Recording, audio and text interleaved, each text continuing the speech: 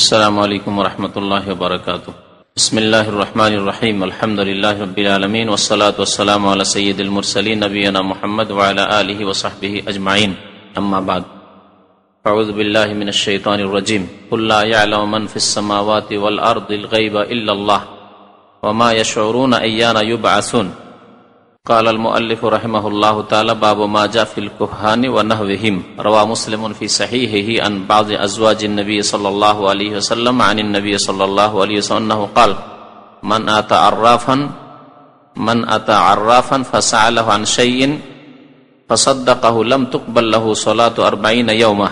وعن ابي هريرة عن النبي صلى الله عليه وسلم قال من اتى كاهنا فصدقه بما يقول فقد كفر بما أنزل على محمد صلى الله عليه وسلم. رواه أبو داود وللأربعة والحاكم وقال صحيح على شرطهم. عن النبي صلى الله عليه وسلم من أتى عرافا أو كاهنا فصدقه بما يقول فقد كفر بما أنزل على محمد صلى الله عليه وسلم.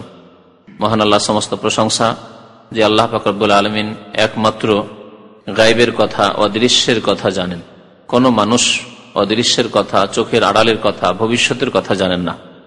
দরুদ ও সালাম নাজিল হোক প্রিয় নবী মুহাম্মদুর রাসূলুল্লাহ সাল্লাল্লাহু আলাইহি ওয়াসাল্লামের প্রতি, যার সম্পর্কে আল্লাহ পাক ইরশাদ করেছেন যে তিনিও ততটুকুই গায়বের কথা, অদৃশ্যের কথা জানেন যতটুকু আল্লাহ পাক ওহীর মাধ্যমে জানিয়েছেন।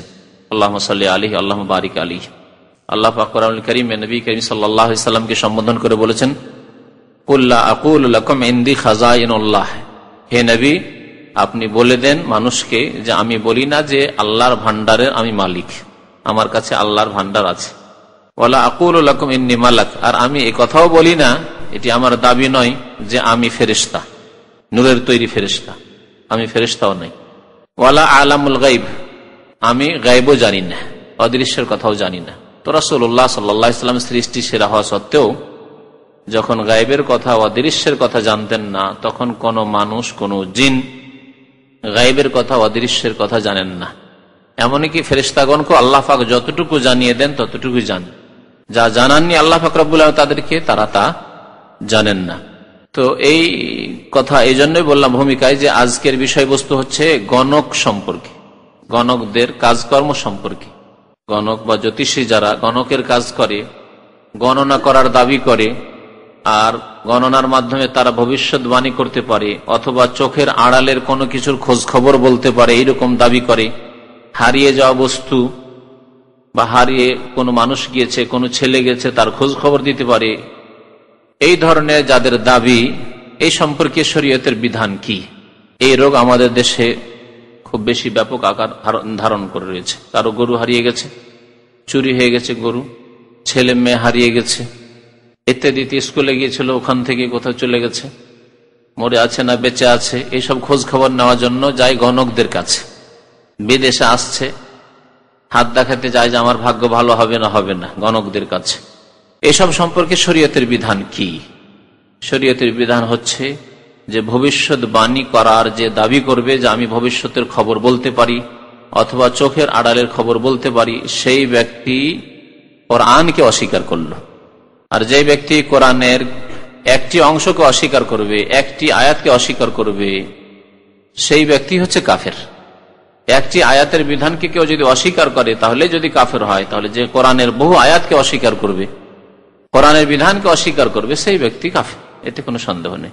তো আল্লাহ পাক রব্বুল আলামিন কোরআনে কারিমে স্পষ্ট করে দিয়েছেন যে একমাত্র আলেমুল গায়ব, অদৃশ্যের খবর রাখেন আল্লাহ পাক। আল্লাহ ছাড়া কেউ অদৃশ্যের খবর, চোখের আড়ালের খবর, ভবিষ্যতের খবর রাখেন না। নবী করিম সাল্লাল্লাহু আলাইহি ওয়াসাল্লাম রাখেন না বললাম, তাকে যতটা জানানো হয়েছে তাই জানেন। এই জন্য বহু ঘটনায় রয়েছে যে নবী করিম সাল্লাল্লাহু আলাইহি ওয়াসাল্লামকে জিজ্ঞাসা করা হলে তিনি বলেন যে পরে বলছি, অথবা চুপ থেকেছেন, ওহী এসেছে তারপরে জবাব দিয়েছেন। অনেক ঘটনায় ঘটেছে যেখানে ক্ষয়ক্ষতি হয়ে গেছে, নবী করিম সাল্লাল্লাহু আলাইহি ওয়াসাল্লাম জানেন না, না হলে কখনো পাঠাতেন না বা এই কাজ করতেন না। তায়েফে গিয়েছেন রাসূলুল্লাহ সাল্লাল্লাহু আলাইহি ওয়াসাল্লাম, যদি জানতেন যে তায়েফের লোকেরা একটাও তো মুমিন মুসলিম হবেই না, বরং তারা দুর্ব্যবহার করবে, জুলম অত্যাচার করবে, তাহলে কখনো সফর করতেন নবী করিম সাল্লাল্লাহু আলাইহি ওয়াসাল্লাম। ওহদে 50 জনকে নিযুক্ত করলেন ওই ছোট পাহাড়টির উপরে। যদি জানতেন, গায়েব জানতেন, তার মানে জানেন যে এদেরকে যতই নসিহত করে উপদেশ দিই যে এখান থেকে সরবে না, নড়বে না, তারপরে এরা নেমে যাবে, তাহলে তাদের উপরে ভরসাই করতেন না যে তোমাদের ভরসা করে লাভ নেই, আমাকে নিজে এখানে সামলাইতে হবে, তাই করতেন। তিনি কি জেনে শুনে এইসব ক্ষয়ক্ষতি করেছেন? 70 জন সাহাবা শহীদ হয়ে গেলেন সেই কারণে। নবী কারীম সাল্লাল্লাহু আলাইহি ওয়াসাল্লামের কাছে কিছু লোকেরা, কাফেররা মিথ্যা এসে বলল মদিনার বাইরে থেকে যে আমরা কয়েকটি বংশের লোক, গোত্রের লোক মুসলমান হয়ে গেছি, কিন্তু তাদের তালিমের শিক্ষা ব্যবস্থা নাই, তো তাদেরকে কোরআন শিক্ষা দেওয়ার জন্য, দিন শিক্ষার জন্য, নামাজ শেখানোর জন্য কিছু লোক দরকার, পাঠিয়ে দেন আপনি আপনার সঙ্গীদেরকে। নবী সাল্লাল্লাহু আলাইহি ওয়াসাল্লাম কতজন সাহাবীকে পাঠিয়েছিলেন? 70 জন, যারা সবাই হাফেজে কোরআন ছিলেন, আলেম ছিলেন। তারা 70 জন হাফেজ আলেমকে পাঠিয়ে দিলেন রাসূলুল্লাহ সাল্লাল্লাহু আলাইহি ওয়াসাল্লাম। তারা মদিনার বাইরে গিয়ে যখন তাদের এলাকার কাছাকাছি গিয়েছে, সেখানে বেশ কিছু লোককে বসিয়ে রেখেছে, তারা চারিদিক থেকে ঘেরাও করে নিল। 70 জনের মধ্যে 69 জনই শহীদ হয়ে গেলেন সেখানেই। একজন কোন রকম করে বেঁচে আসতে পেরেছিলেন। জি, একজন বেঁচে আসতে পেরেছিলেন। এসে নবী করিম সাল্লাল্লাহু আলাইহি ওয়াসাল্লামকে খবর দিলেন। তার খবর দেওয়ার আগে আল্লাহ পাক জিবরাইলের মাধ্যমে খবর দিয়েছেন আপনার সাহাবায়ে কেরামদেরকে যে আপনি পাঠিয়েছিলেন কোরআনের শিক্ষা দেওয়ার জন্য, নামাজের শিক্ষা দেওয়ার জন্য, দ্বীনের শিক্ষা দেওয়ার জন্য, মুনাফিক তারা আসলে মুসলমান হয়নি, আসলেই কাফের রয়েছে, তারা সবকে হত্যা করে দিয়েছে। ওহী নাযিল হয়েছে, তারপরে জানতে পারলেন। তাহলে নবী করিম সাল্লাল্লাহু আলাইহি ওয়াসাল্লাম যদি গায়েব জানতেন তো 70 জন কোন একজন সাহাবীকে পাঠাতেন না। আপনি একজন সাধারণ মুসলিম, আপনি পাঠাবেন না আপনার প্রিয় ব্যক্তিকে, আপনার ছেলেকে পাঠাবেন, আপনার ভাইকে পাঠাবেন, যেখানে জানেন যেখানে গেলেই খুন করে দিবে, পাঠাবেন কখনো? পাঠাবেন না কখনো। এইরকম কাজ আপনি করবেন না। তাহলে রাসূলুল্লাহ সাল্লাল্লাহু আলাইহি ওয়াসাল্লাম জেনে শুনে এরকম কাজ করেছেন, চরম অন্যায়। কেউ যদি জানে আর জানা সত্ত্বেও এরকম জায়গায় পাঠায়, তাহলে সেই ব্যক্তি সেই খুনে জড়িত। তাহলে যেসব বিদাতিরা বলে যে নবী আলেমুল গায়েব, নবী হাজির নাজির, তারা নবী করিম সাল্লাল্লাহু আলাইহি ওয়াসাল্লামকে এরকম বহু খুনের সাথে জড়িত করে দিবে। তাদের আকীদায় নবী করিম সাল্লাল্লাহু আলাইহি ওয়াসাল্লামের সম্মান হয় না, কি হয়? মানহানি হয়। আর কোরআনকে অস্বীকার করলে, রাসূলুল্লাহ সাল্লাল্লাহু আলাইহি ওয়াসাল্লাম হাদিসকে অস্বীকার করলে এবং নবী সাল্লাল্লাহু আলাইহি ওয়াসাল্লামের আল্লাহ যে মর্যাদা দিয়েছেন তার চাইতে বেশি বাড়ালে মান সম্মান বাড়ে না, বরং মানহানি হয়।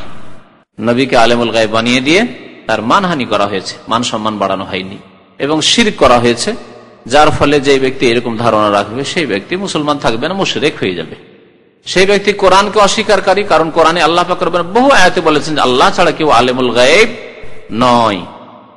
সুতরাং যে ব্যক্তি কোরআনের কিছু অংশকে অস্বীকার করলো, একটি বিধানকে অস্বীকার করলো, সেই ব্যক্তি কাফের, মুশরিক। এই জন্য যে আল্লাহর গুণ অন্যকে দিয়ে দিল, যে আল্লাহ আলেমুল গায়েব আর অন্য কেউ গায়েব জানে, গণকও জানে, তাহলে সে মুশরিক হলো এই দিক দিয়ে। আর কাফের এই জন্য যে কোরআনের বিধানকে অস্বীকার করলো। আল্লাহ বলছেন কুল্লা ইয়ালামু মান ফিস সামাওয়াতি ওয়াল আরদিল গায়বা ইল্লাল্লাহ, হে নবী আপনি তাদেরকে বলে দেন যে গায়েব জানেন না আকাশে যারা রয়েছে আর জমিনে যারা রয়েছে।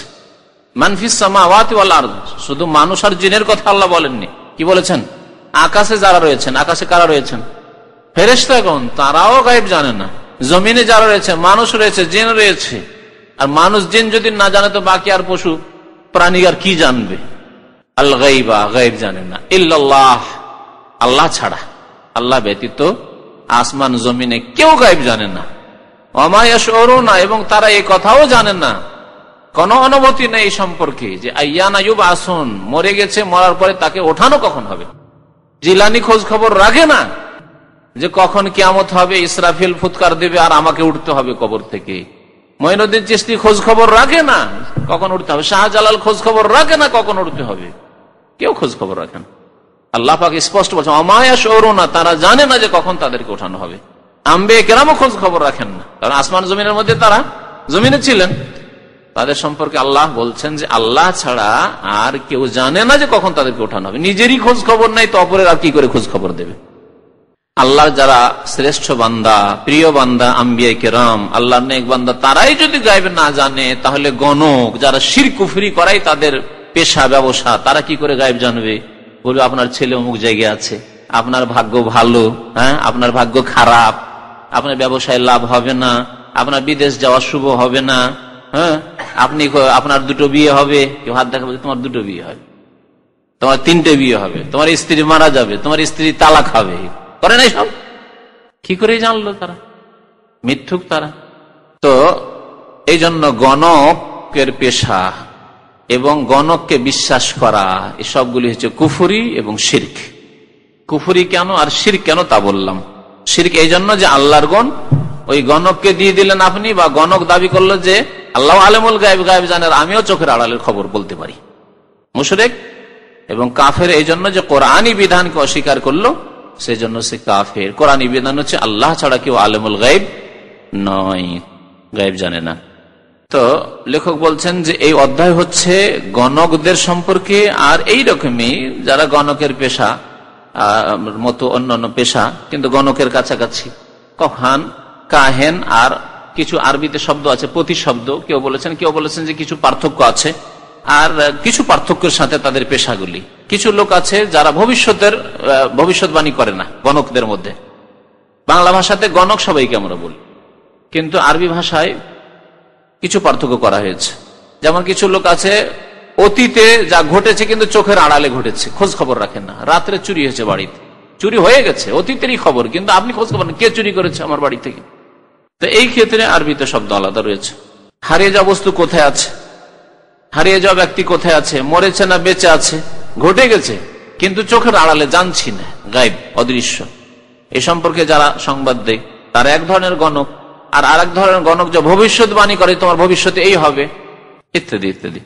তো এই জন্য লেখক বলছেন কাহেন, গণক এবং গণকদের মতো যারা মুনাজ্জেম আছে, তারকা দেখে যারা ভবিষ্যৎবাণী করে, যারা রেখা টেনে ভবিষ্যৎবাণী করে, ইত্যাদি ইত্যাদি, তাদের সম্পর্কে শরীয়তের বিধান কি নিয়ে এসেছেন লেখক। প্রথমে সহিহ মুসলিমের একটি হাদিস, ইমাম মুসলিম রহমতুল্লাহ আলাই নবী করিম সাল্লাল্লাহু আলাইহি ওয়াসাল্লামের এই হাদিস বর্ণনা করছেন আল্লাহর নবীর কোন এক বিবি হতে, অর্থাৎ বর্ণনাকারী সাহাবী হচ্ছেন নবী করিম সাল্লাল্লাহু আলাইহি ওয়াসাল্লামের জাওজায়ে মুহতারামা বিবি।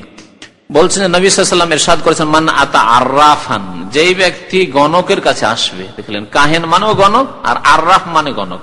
আরাফা মানে জানা, যে জানার দাবি করে, আররাফ বলা হয়েছে যে আমি জানি, ভবিষ্যৎ জানি, আমি চোখের আড়ালের খবর বলতে পারি, যে রাস্তায় কি আছে, বাড়িতে কি হচ্ছে আপনার বলতে পারি, আপনার স্ত্রী কেমন হয়ে আছে, কি করছে এখন বলে দিতে পারি আমি। আররাফ, সে জানার দাবি করলো। ফাসআলাহু আন শাইইন, গণকের কাছে আসলো, আসার পরে জিজ্ঞাসা করলো তাকে। তারপরে লেখক হাদিসে উল্লেখ করেছেন ফাসাদ্দাকাহু, এবং জিজ্ঞাসা করার পরে বিশ্বাস করলো। সহিহ মুসলিমে এই ফাসাদ্দাকাহু, বিশ্বাস করার কথাটুকু নেই। তাই লেখক উল্লেখ করতে গিয়ে এই কথাটুকু বাড়িয়েছেন। হয়তো তার সামনে যে মুসলিম শরীফের কপি ছিল তাতে হইতে পারে যে টাইপের ভুল হইতে পারে, সেখান থেকে হয়তো নকল করেছেন। এরকম ভুল অনেক সময় হয়ে যায়, যে আপনি হয়তো এমন কিতাব থেকে নোট করছেন যেখানে টাইপের ভুল আছে, তাহলে আপনি ভুল থেকে নোট করলে ভুল তো হবে, এরকম ভুল হয়ে যেতে পারে। অথবা উলামায়ে কেরাম বা মুহাদ্দিসিনরা অনেক সময় হাদিস বর্ণনা করতে গিয়ে দেখেন যে একটা হাদিস একটা কিতাবে সংক্ষেপে আছে, আর এক কিতাবে একটু বিস্তারিত আছে।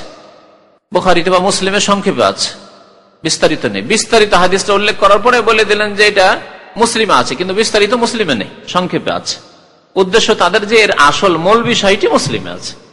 তো মূল বিষয়টি তো মুসলিমে আছে, সহিহ মুসলিমে, কিন্তু ফাসাদ্দাকাহু, বিশ্বাস করার কথা সহিহ মুসলিমে নেই, বরং আবু দাউদে রয়েছে, আর মুস্তাদরাক হাকিমে রয়েছে, অন্য হাদিসের কিতাবে রয়েছে। তো বলছেন যে যেই ব্যক্তি কোন গণকের কাছে আসলো এবং জিজ্ঞাসা করলো, কি জন্য জিজ্ঞাসা করলেন দেখার বিষয় রয়েছে। জিজ্ঞাসা করে যদি বিশ্বাস করেন, এই একটি অবস্থা, যে আপনি গণকের কাছে গেলেন, দেখেন তো আমার ভাগ্যটা কেমন আছে, সে হাত দেখে হোক, আর যেভাবে সে করছে। কোন গণক হয়তো আছে না, আপনার হাত দেখার দরকার নেই, আমার অন্য তরিকাতে আপনার সম্পর্কে আমি বলতে পারি, এটাও হইতে পারে। আমি তারকা দেখে বলতে পারি, আমি কিছু রেখা আছে, কিছু অঙ্ক কষে বলতে পারি সম্পর্কে। রাশির কথা আজকাল খুব আসে পত্র পত্রিকায়, এসব রাশির মাধ্যমে বলতে পারি, হ্যাঁ, গণনা করি না। সবগুলি হচ্ছে গণকের কাজ। বিভিন্ন তরিকাতে তারা ভবিষ্যৎবাণী করার দাবি করে, আসলে এইসব তরিকা ভবিষ্যৎবাণীর রাস্তা নাই। তাহলে তারা যেসব কথাবার্তা বলে তার মধ্যে সামান্য কিছু সত্য যে হয়, এই রহস্য কি? এই রহস্য সম্পর্কে বহুবার বলেছি। এই রহস্য হচ্ছে যে তারা জিনের সাহায্য সহযোগিতা নেই, জিনের খেদমত করে, তখন জিন তাদের খেদমত করে। এর আসল রহস্যটা হচ্ছে যে জিনের খেদমত করে, তখন জিন তাদের খেদমত করে। জিনের খেদমত কি করে? জিনের খেদমত করে যে জিনের চাহিদা দাবি পূরণ করে। জিনের চাহিদা হচ্ছে যে তুমি শিরিক করো, জিনের চাহিদা হচ্ছে যে আমাকে সেজদা করো, আমার জন্য জবাই করো, আমার নামে জবাই করো, আমি অমুক জায়গায় বলছি কালো খাসি জবাই করে এসো। সাদা মোরগ জবাই করে এসো, এতটা দুধ দাও, এতটা চিনি দাও, যা দাবি করে তা পূরণ করে। এসব শিরকি দাবি করার সাথে সাথে আরো কিছু দাবি অনেক সময় করে, অনেক সময় এরকম দাবি থাকে না, দাবি অন্য রকমের থাকে, বা কাজকর্মগুলি অন্য রকমের গণকের থাকে। তা হচ্ছে কুফরি করা, কোরআনের অবমাননা করা। এসব ঘটনা অনেকে শুনে আছেন, শুধু স্মরণ করিয়ে দিচ্ছি। কোরআনকে অনেকে কোরআনের সূরাকে উল্টো করে লিখে, সূরা ফাতিহাকে উল্টো করে লিখে, উল্টো করে পড়ে। সূরা নাস, ফালাককে, ইখলাসকে উল্টো করে লিখে বা উল্টো করে পড়ে। অবমাননা, কুফর। তারপরে শুধু তাই নয়, হাইজের মাসিকে রক্ত দিয়ে কোরআন লিখে, যে গণকরা। এসবগুলি করলে শয়তান খুশি হয়, এটা হচ্ছে শয়তানের খেদমত। ওই গণক যখন এইভাবে শয়তানের খেদমত করে, আরো পায়খানা পেশাব দিয়ে লিখে, পায়খানা পেশাবের কালি বানিয়ে তা দিয়ে লিখে। আগে যুগে কালি বানানো দেখেছেন তো, কালির বড়ি থাকতো, যে বড়ি গুলে আমরা ছোটকালে কঞ্চির কলমে লিখতাম। এই যুগে অনেকে পেয়েছেন হাতের লেখা সুন্দর করার জন্য। তো পেশাব পায়খানা দিয়ে কালি বানিয়ে পেশাব পায়খানা দিয়ে লিখে, কি লিখে? কোরআনুল কারীম লিখে। যখন এই রকমের কুফরি কাজ করে তখন জিন সন্তুষ্ট হয়। জিন সন্তুষ্ট হয় তখন বলছে, তুমি যখন আমাকে সন্তুষ্ট করলে তো আমার তো কিছু করণীয় আছে, আমিও তোমার সেবা করব।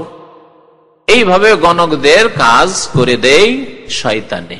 প্রথম কথা, জিন শয়তান দ্রুত চলাফেরা করতে পারে, এবং জিন শয়তান বিভিন্ন জায়গায় ছড়িয়ে ছিটিয়ে রয়েছে, মানুষ চাইতে বেশি। মানুষ হয়তো মরুভূমিতে কোনো মানুষ নেই, কিন্তু জিন শয়তান আছে। তাহলে চোর ডাকাত বা চুরি করে নিয়ে গেল, অথবা আপনার ছেলে হারিয়ে গেল কোনো মরুভূমিতে, মানুষ দেখতে পায় না, হয়তো মানুষের নজরে আসে না, কিন্তু জিন সেখানে দেখতে পাচ্ছে। এইভাবেও খবর দিতে পারে আর এই যা বস্তু সম্পর্কে। যেই সময় রাত্রে চোর চুরি করে নিয়ে গেছে, কোন রাস্তা দিয়ে গেছে, মানুষ সবাই ঘুমিয়েছিল, কিন্তু জিন ঘুমিয়েছিল না। তো জিনেরা জেগেছিল, একে অপর কাছ থেকে সহযোগিতা নেয় ওই এলাকার জিনকে। যেই জিনের আপনি সাহায্য নিলেন শিরক কুফরি করে, সেই জিন তখন ওই এলাকার জিনদের সহযোগিতা নিয়ে বললো, আচ্ছা বলো তো এই ঘটনা যে ঘটেছে অমুক রাত্রে, তো তোমরা তো ওখানে ছিলে, তো কোন দিয়ে গেছে এগুলি, বা ওই ছেলেটি কোন দিয়ে গেছে, মেয়েটি কোন দিয়ে গেছে। তাহলে এইভাবেও তারা চোখের আড়ালের কথা বলতে পারে, তত্ত্ব বলতে পারে, এগুলো সম্ভাবনার মধ্যে রয়েছে। আর একটি তরিকা আছে, যেটা হচ্ছে আকাশের খবর, ভবিষ্যৎবাণী। 10 বছর পরে আপনার কি হবে, মরবেন না বাঁচবেন, ভাগ্যবান হবেন না হতভাগা হবেন, ভালো হবেন না মন্দ হবেন, বিয়ে শাদী হবে না হবে না, ইত্যাদি বিভিন্ন রকম খোঁজ খবর সম্পর্কে তারা আকাশের দিকে যেতে থাকে। কোরআনে কারীম আল্লাহ পাক রব্বুল আলামিন বেশ কিছু আয়াতে এসব কথাবার্তা উল্লেখ করেছে, তার মধ্যে সূরা জিনে আল্লাহ পাক এই বিষয়টিকে উল্লেখ করেছেন। তারা জিনেরা কি করতো, নবী করিম সাল্লাল্লাহু আলাইহি সাল্লামের আগমনের পূর্বে, নবী হওয়ার পূর্বে আকাশের দিকে যেত এবং আসমানে গিয়ে কান লাগাইতো, একবারে আসমান পর্যন্ত পৌঁছে কান লাগিয়ে থাকতো। আর ওপরে আল্লাহর ফয়সালা যখন হয়েছে, বান্দা সম্পর্কে, জমিন সম্পর্কে আল্লাহর ফয়সালা হয়, যখন ফয়সালা হয়েছে, ফেরেশতারা ওপরের ফেরেশতাদেরকে নিচের ফেরেশতারা জিজ্ঞাসা করছেন, 7 আসমানে যে ফেরেশতারা রয়েছেন তাদেরকে 6ষ্ঠ আসমানের ফেরেশতারা জিজ্ঞেস করছেন। এই করে জিজ্ঞাসা একে অপরকে করতে করতে প্রথম যে আসমান রয়েছে, দুনিয়ার কাছাকাছি যে প্রথম আসমানের ফেরেশতারা আপোষে আলোচনা করছেন যে অমুক গ্রামে অমুক লোক আছে, তার এই হবে, অমুক ব্যক্তির এই হবে, অমুক দেশে এই হবে, অমুক সময় ভূমিকম্প হবে, ইত্যাদি। এসব কথাবার্তা, অমুক জাতিকে হালাক করা হবে, ধ্বংস করা হবে, অমুক জাতিতে অমুক জাতিতে অমুক দেশে লড়াই হবে, যুদ্ধ বাঁধবে, অমুক রাজার পতন ঘটবে, অমুক বংশ ক্ষমতায় আসবে, অমুক দল ক্ষমতায় আসবে। আজকাল বড় বড় যেসব রাজনৈতিক দল, সেগুলি গণকের কাছে যায়। ভারতে বিভিন্ন দল গণকের শরণ নেই, শরণাপন্ন হয়। তারা ইলেকশনের সময় গণকদেরকে জিজ্ঞাসা করে যে আমরা এবার ইলেকশনে জিততে পারবো না, কোন দল হারবে, কোন দল জিতবে। গণকরা ওই আকাশে যে জিনেরা যায় তাদের সাহায্য নেই। 2-1টি কথা সত্য বলে আর তার সাথে 100টি মিথ্যা বলে। নবী করিম সাল্লাল্লাহু আলাইহি ওয়াসাল্লাম বলেছেন, ফায়াকযিবু মাহা মিআতা কাযিবা, 100টি মিথ্যা কথা বলে, একটি সত্য হয়। ওই একটি সত্য হলেই তা নিয়ে লাফালাফি শুরু করে, দেখো যে বলেছে সত্য হয়েছে গণকের কথা, তাহলে গণকের কাছে যেতে হবে। আমি গিয়েছিলাম বা অমুক গিয়েছিল শুনেছি, অমুক গিয়েছিল, কেসাগুলি বেশি আছে। এই পীরদের সম্পর্কে, মাজার সম্পর্কে অমুক করেছিল, অমুক দেখেছিল, অমুক শুনেছে, এইভাবে কিসসা কাহিনীগুলো কিন্তু খুব মশহুর আছে, তাই না? অমুক জায়গাতে এ হয়েছিল, কালকে কে শোনাছিল কল্লাসার না কেল্লাসার মাজার, তার কল্লা ওই জেলেরা পেল, আর সব লা ইলাহা ইল্লাল্লাহ জিকির চলছে, কল্লা থেকে জিকির আসছে, শুনতে পেল। এগুলি কি দেখা ঘটনা? হ্যাঁ শুনেছি, শোনা কথা, এইভাবে শুনে শুনে। সত্য হোক আর মিথ্যা হোক, একটা যদি সত্য হয় 100টা তাতে মিথ্যা লাগিয়ে এইসব শিরক কুফরির ব্যবসা চালানো হচ্ছে। পীরতন্ত্রের ব্যবসায় হোক আর এই গণকদের ব্যবসায় হোক, এসব ব্যবসা এইভাবেই চলছে। নবী করিম সাল্লাল্লাহু আলাইহি ওয়াসাল্লাম যখন নবী হলেন 40 বছর বয়সে, তখন আকাশকে একবারে শক্ত পাহারা দিয়ে সুরক্ষিত করে দেওয়া হলো। শক্ত পাহারা দিয়ে সুরক্ষিত করে দেওয়া হলো। কোরআন কারিমে আল্লাহ কথা উল্লেখ করেছে সূরা জিন, মুলিআত হারাসান শাদীদা, আকাশ পথকে একেবারে শক্ত পাহারা দিয়ে। হারাসান মানে পাহারা, হারেসের জন্য সিকিউরিটিকে বলে না, শাদীদা মানে বড়ই শক্ত পাহারা দিয়ে একবারে ভর্তি করে দেওয়া হলো, চারদিকে পাহারা আর পাহারা। নবী হলেন তো পাহারা কেন দেওয়া হলো আকাশের? ওহীর হেফাজতের জন্য। আকাশ থেকে দুনিয়ার কিছু ফয়সালার কথা শয়তানরা শুনে চলে আসছে, জিনেরা শুনে চলে আসছে, আর গণককে বলছে। কোরআন আয়াত তো ওখান থেকে নাযিল হচ্ছে, ফেরেশতারা তো আলোচনা করেছেন যে এই কোরআন আয়াত নিয়ে যেতে হবে। জিবরিল আলাইহিস সালাম নিয়ে আসছেন, কোন আয়াত নিয়ে গেলেন? অমুক অমুক আয়াত, অমুক সূরা বাকারা নিয়ে গেলাম, এই সূরা আলে ইমরান নিয়ে গেলাম, বা নিয়ে যাব কাউকে। এইরকম আলোচনা যদি হয়, আর যদি জিনেরা ওখানে পৌঁছিতে পারতো, তো নবী সাল্লাল্লাহু আলাইহি ওয়াসাল্লামের জানার আগে গণক বলে দিত যে এই বিষয় আসছে, এই মাসলা নাযিল হতে যাচ্ছে, সুদ হারাম হতে যাচ্ছে, পর্দার হুকুম নাযিল হতে যাচ্ছে, যাকাতের হুকুম নাযিল হতে যাচ্ছে, বলে দিত না? নবী সাল্লাল্লাহু আলাইহি ওয়াসাল্লামের কাছে হয়তো কালকে খবর আসবে, ওহী আসবে, জিবরিল আলাইহিস সালাম ওখানে বলছে, শুনে এসে আগে গণককে জানিয়ে দিয়েছে জিন শয়তান, আর গণক তখন সমাজে জানিয়ে দিয়েছে। তাহলে নবী করিম সাল্লাল্লাহু আলাইহি সাল্লামের উপর যে ওহী আসছে, সে ওহীর হেফাজত হইতো না, নবী করিম সাল্লাল্লাহু আলাইহি ওয়াসাল্লামের প্রতি ঈমান নিয়ে আসতে চাইতো না। আরে নবীর চাইতে মুহাম্মদ সাল্লাল্লাহু আলাইহি ওয়াসাল্লাম চাইতে গণক বেশি জানে। গণক তো গতকালকে বলেছে যে সুদ হারাম হবে। আল্লাহ পাক এই হিকমতের জন্য ওটা আসমানে একবার শক্ত পাহারা লাগিয়ে দিলেন। যখনই জিন শয়তান উপরে যাওয়ার চেষ্টা করতো, তখন ওয়া আন্না লামাসনাস সামা, আকাশ স্পর্শ করতে যেতাম, ফাওয়াজাদনাহা মুলিআত হারাসান শাদীদা ওয়া শুহবা, পাহারা তো দেওয়া আছে, আর কি? আল্লাহ পাক রব্বুল আলামিনের পক্ষ থেকে ফেরেশতারা কি করত? জিনদেরকে কষাঘাত করত। তাদের উপর এই যে তারকা কি বলে ওটাকে, উল্কাপিণ্ড, তাদের উপর উল্কাপিণ্ড দিয়ে আঘাত করা হইত। সোহবাহ বলা হয়েছে। শিহাব মানে হচ্ছে আপনার যে চমকপ্রদ তারকা বা নক্ষত্র, তো এগুলি দিয়ে তাদেরকে আঘাত করা হইতো। তখন তারা পালাতে শুরু করতো এবং জ্বালিয়ে দেওয়া হইতো, যাদের লাগতো তো জ্বালিয়ে দেওয়া হইতো। এই ভয়ে দেখলো যে বেশ কিছুতে জ্বলে গেল, আর সাহস করে কেউ যেতই না। পরে নবী করিম সাল্লাল্লাহু আলাইহি ওয়াসাল্লামের ইন্তেকালের পরে আবার এটাকে একটু শিথিল করে দেওয়া হয়, আর তো ওহী নেই, ওহীর দরজা বন্ধ হয়ে গেছে, তখন একটু করে যেতে পারে, তখন আবার যেতে শুরু করলো, কিন্তু আগের মতো নাই। এই জন্য ওলামারা বলেছেন যে আকাশের পাহারা আর 3টি স্তর ছিল। নবী সাল্লাল্লাহু আলাইহি ওয়াসাল্লামের আগমনের আগে আদম আলাইহিস সালাম থেকে শুরু করে শয়তানরা অহরহ যেত, জিনেরা অহরহ যখন তখন আকাশের পথে যেত আর আকাশের খোঁজ খবর নেওয়ার চেষ্টা করতো। এই জন্য গণক বিদ্যা তখন খুব একবারে উচ্চ স্তরে পৌঁছেছিল। গণকদের পেশা খুব জবরদস্ত চলতো। নবী সাল্লাল্লাহু আলাইহি ওয়াসাল্লামের উপর যখন ওহী আসা শুরু হলো, 23 বছরের জীবন একবারে প্রায় বন্ধ হয়ে গেছিল। গণকরা কোনো আকাশের খবর পেত না, যেতে পারত না, বিরল ছিল এরকম ঘটনা। তারপরে নবী সাল্লাল্লাহু আলাইহি ওয়াসাল্লাম ইন্তেকালের পরে আবার শুরু হয়ে গেল, আবার এরা যেতে শুরু করলো, কিন্তু আগের মতো নয়। এখনো এরকম উল্কাপিণ্ড দেখা যায় পড়তে, শয়তানকে মার দেওয়া হয়। তো এই ছিল রাস্তা। বাকি বিভিন্ন তরিকা যে দেখায়, বিভিন্ন তরিকা যে গণকরা দেখায়, এই তরিকার মাধ্যমে যে তারা গায়েবের অদৃশ্যের বিদ্যা হাসিল করতে পারে এমন কথা নাই, কিন্তু এটা শ্রোতাদেরকে বোঝানোর জন্য, কাস্টমারদেরকে বোঝানোর জন্য। দেখেছেন আজকাল মেকানিকদেরকে, আপনার গাড়িতে কোনো ডিস্টার্ব নেই, আপনার এসিতে কোনো সমস্যা নেই, কিন্তু আপনার এসি একদিন রেখে যেতে হবে, কাজ আছে কিছু, আপনার গাড়ি একদিন রেখে যেতে হবে, কিছু কাজ আছে। যারা হারাম খায় মেকানিক্যাল কাজে, তারা এরকম করে না, কিছুই করেনি। অনেকে এরকম বলে শুনি তাদের কাছ থেকে, মেকানিকদের, যে সোজা আঙুলে তো ঘি বেরোবে না, যদি এখন একটা তার সামান্য হয়েছে, যদি ঠিক করে এখনই দিয়ে দিবি, 1 পয়সাও দিবে না। সুতরাং কি করব? কিছুই করলাম না, গাড়িটা রাখলাম, তারপরে তারটা লাগিয়ে দিলাম, ওর যাওয়ার পরে লাগিয়ে রেখে দিলাম, বল কালকে এসো বা বিকেল বেলা এসো, এতে এই কাজ করেছে, এই কাজ করেছে, এই কাজ করেছে, মিথ্যা। আর না হলে বলছে কাজ কিছু করতে হয়েছে, যদি খুব বেশি মিথ্যা না বলতে চায়, হয়তো আল্লাহকে ভয় করে, তখন কিছু ভয় করে হয়তো, তখন বলে যে কাজ কিছু করতে হয়েছে, সুতরাং 100 রিয়াল দেন, দিয়ে দিলেন। কিন্তু সাথে সাথে যদি একটা তার ওর চোখের সামনে লাগিয়ে দিতেন, তাহলে তো 10 রিয়াল দিতে চাইতো না, হয়তো 20 রিয়াল দিতে চাইতো না। এই জন্য এইসব পথ অবলম্বন করে। তো গণকরাও এরকম করে। গণকরা আবজাদ হাওয়াজ হুত্তি তো জানেন না, আসছে হাদিস আছে, আবজাদ হাওয়াজ হুত্তি ওইসব গণনা করে, ওইসব নাম্বার বের করে, আর তার সাথে সাথে তারকার দিকে তাকায়। যারা ওই গণকদের কাছে যায় তারা ভাবে যে অনেক কিছু করছে, এ তো বিদ্যা ভালোই আছে, বিদ্যা ভালোই আছে। তারপর রেখা টানে, বিভিন্ন রেখা নকশা করছে। নকশার বইগুলি তো তাবিজের নকশার বই দেখেছেন, ওই রকম বিভিন্ন রকম মন্ত্রতন্ত্রের নকশা করছে, নকশা করতেছেন। এই নকশার মাধ্যমে সে অনেক কিছু জানতে পারে। আসলে কিছু না, ও শয়তান আছে, ওর জিন শয়তান কিছু বলে গেলে বলতে পারবে, আর ওতে কিছু মিথ্যার সংমিশ্রণ ঘটাবে। আসল পথ হচ্ছে ওইটা। আপনার হাত দেখছে, আপনার এই রেখা দেখেন, এই যে পার্থক্য, আপনার এই রেখা আমাদের নেই, আপনার এই যে রেখা আছে, এর মানে আপনার দুটো বিয়ে হবে। ছোটকালে এগুলো অনেক শুনতাম, কিচ্ছু না আসলে। গণকদের সম্পর্কে নবী করিম সাল্লাল্লাহু আলাইহি ওয়াসাল্লাম কি বলেছেন শুনেন। ফাসা আল্লাহ, জিজ্ঞাসা করলেন, জিজ্ঞাসা করে যদি বিশ্বাস করেন তাহলে এটি হচ্ছে কুফরি কাজ।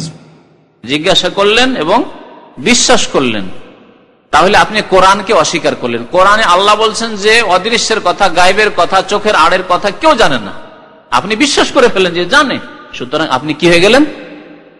কোরআনের সাথে কুফরি করলেন, কাফের হয়ে গেলেন। এই হুকুম হাদিসে রয়েছে। আর যদি বিশ্বাস না করে জিজ্ঞাসা করলো, জিজ্ঞাসা কি জন্য করলো? জিজ্ঞাসা যদি এই জন্য করে যে মনে কৌতূহল রয়েছে, যে জানবো কিছু, দেখি কি বলে, জানবো, এই জানার আগ্রহ নিয়ে, তাহলে 40 দিনের নামাজ কবুল হবে না। 40 দিনের নামাজ কবুল হবে না। বিশ্বাস করলেন না হয়তো, এই গণকদেরকে আমি বিশ্বাস করি না, কারণ এইসব কোরআন হাদিস বিরোধী কাজ, কুফরি কাজ, এইসব বিশ্বাস করি না। কিন্তু জানা একটা কৌতূহল, যে দেখি বিদেশে যাচ্ছি, একটু জিজ্ঞাসা করেই নি আমার ভাগ্যটা কেমন হয়, দেখি বিয়ে শাদী করতে যাচ্ছি, ভাগ্যটা কেমন হয় জেনেই নি, আমরা ইলেকশনে লড়ছি, আওয়ামী লীগ করছি, কেউ বিএনপি করছে, দেখি আমাদের দলটা জিতে কিনা জিজ্ঞাসা করে দেখি। গণক বাবাকে জিজ্ঞাসা করলেন আপনি, কৌতূহল আগ্রহের সাথে, বিশ্বাস হয়তো করলেন না, তারপরেও 40 দিনের ইবাদত কবুল হবে না। দুইটি অবস্থা বললাম তাহলে, একটা বিশ্বাস করা, আর বিশ্বাস করা নাই কিন্তু জানার আগ্রহ নিয়ে যাওয়া। তৃতীয় অবস্থা হচ্ছে যে গণকদেরকে লাঞ্ছিত অপদস্থ করার জন্য এবং জাতিকে সতর্ক করার জন্য জিজ্ঞাসা করলেন আপনি, কিন্তু বিশ্বাস করার জন্য নয়, আর জানার আগ্রহ নিয়ে নয়, বরং জিজ্ঞাসা করলেন যে দেখি কি বলে। তারপরে আপনি জনসমাজে প্রমাণ করে দিলেন যে দেখো এই বলেছিল না, মিথ্যা সাব্যস্ত হলো না, যাতে মিথ্যুক দেখো, সেই জন্য, যাতে জনসাধারণের ঈমানের আপনি হেফাজত করতে পারেন, এই কুফরি শিরক থেকে তাদেরকে সতর্ক সাবধান করতে পারেন, যে আপনাদের সামনে আমি জিজ্ঞাসা করে দেখেছি যে এই হবে বলেছে, বা এই হারা বস্তু কোথায় আছে, অমুক গ্রামে আছে, বা এইদিকে আছে, দেখো ওইদিকে নেই, কোথাও আর অন্য জায়গায় আছে। এইরকম ঘটনা একবার আমার ছাত্র জীবনে ঘটেছিল। মাদ্রাসার ছাত্র ছিলাম, বয়স তখন 18-19 বছর আমার বয়স ছিল। আমার টুপি হারিয়ে যায়, তখন একটা টুপির দামই মেলা ছিল আমাদের কাছে, একটা টুপির দাম, টুপি হারিয়ে গেছে, ভুলেও গেছি যে কোথায় হারিয়েছে না হয়েছে কোনো খোঁজ খবর নেই। তো আর এক মাদ্রাসার ছাত্র ছিল, তার কাছে যখন তখন জিন নামতো, তার শরীরে জিন ছিল, যখন তখন নামে। তো মাঝে মাঝে আমরা রসিকতা করে ওই জিনকে জিজ্ঞাসাবাদ করতাম, অনেক কিছু জিজ্ঞাসাবাদ করতাম। তোমাদের মাদ্রাসা আছে, আমাদের যেমন মাদ্রাসা আছে, তোমরা কোথায় পড়াশোনা করো, কি শিখো, ইসলাম কিভাবে শিখলে, ইত্যাদি সব কথাবার্তা জিজ্ঞেস করতাম। ওর মধ্যে একদিন মনে হলো যে জিনকে জিজ্ঞেস করি যে আমার টুপিটা তো হারিয়ে গেছে। আমি নিজে জিজ্ঞেস করছি, আর সাথী বন্ধু আমার 1 বছর নিচে পড়তো, সেই ছেলেটি, ওই যে ছেলে জিন ধরেছিল, জিজ্ঞেস করছি আচ্ছা বলো তো, তুমি তো অনেক কথাই বলছো, আর তোমার তো অনেক খোঁজ খবর নাকি রাখো, বলো তো আমার টুপিটা হারিয়ে গেছে, কয়েকদিন থেকে আমার টুপি নেই, বিনা টুপিতে নামাজ পড়তে হচ্ছে, একটি টুপি মাত্র। আজকালকার জামানার মতো এত পয়সা তখন ছিল না। তো টুপিটা কোথায় আছে বললো। সে বলছে আপনার টুপি নিয়ে গেছে, আপনার টুপি মাদ্রাসার বাইরে চলে গেছে, মাদ্রাসায় নেই। কয়েকদিন পরে মসজিদে নামাজ পড়তে গেছি, মসজিদে নামাজ পড়তে গিয়ে দেখি মসজিদেই এক কোণাতে পড়ে আছে টুপি, মাদ্রাসার বাইরে টুপি যায়নি। মিথ্যা সাব্যস্ত হলো কি হলো না, মিথ্যুক। নবী করিম সাল্লাল্লাহু আলাইহি ওয়াসাল্লাম বলেছেন জিনেরা চরম মিথ্যুক, সাদাকাকা ওয়া হুয়া কাযুবুন। আয়াতুল কুরসির যখন ফজিলত বলেছিল আবু হুরায়রা হাদিসে রাদিয়াল্লাহু তাআলা আনহু, বুখারী শরীফে বড় হাদিস আছে। আয়াতুল কুরসির যে ফজিলত, এটা শয়তানে শিখিয়েছে। চোর শয়তান যে যাকাতের খেজুর চুরি করতে এসেছিল মসজিদে নববীতে, জানেন? তাহলে জিন শয়তানও চুরি করে, জিন শয়তানও চুরি করে। কয়েকদিন আগে এক লোক জিজ্ঞাসা করছে যে আমার বাড়িতে যা কিছু রাখি চুরি হয়ে যায়, খাবার রাখি খাবার পাই না, অলংকার রাখি অলংকার চুরি হয়ে যায়, টাকা রাখি টাকা কমতে থাকে। করতে পারে, জিন শয়তানও চুরি করে। আবু হুরায়রা রাদিয়াল্লাহু তাআলা পাহারা দিচ্ছেন, আল্লাহর নবী তাকে পাহারাতে রেখেছেন যে এই যাকাতের খেজুর আছে, গরিব মিসকিনকে বিতরণ করতে হবে, দেখাশোনা করো। রাত্রে এসেছে, আর এসে তার বস্তা ভরছে মানুষের রূপ ধরে নিয়েছেন। একদিন ধরলেন, প্রথম রাত ধরলেন, খুব কান্নাকাটি শুরু করলো যে গরিব মানুষ, ছেলে মেয়ে অভাবে আছে ইত্যাদি। সেদিন মায়া হয়ে গেল, ছেড়ে দিলেন। দ্বিতীয় দিন ওই রকমই, তাও খুব কাকুতি মিনতি করে কান্নাকাটি শুরু করলো, সেই দিনও ছেড়ে দিলেন আবু বকর রাদিয়াল্লাহু তাআলা আনহু। প্রত্যেক দিন কিন্তু ফজরে নবী সাল্লাল্লাহু আলাইহি ওয়াসাল্লাম জিজ্ঞাসা করছেন যে বলো আজকে তোমার কি অবস্থা, পাহারার ঠিকভাবে পাহারা দিয়েছো তো? বলছি ইয়া রাসূলুল্লাহ, পাহারা দিয়েছি, কিন্তু একটা চোর এসেছিল, আর চোর খুব কান্নাকাটি যখন শুরু করলো আজকে ছেড়ে দিলাম।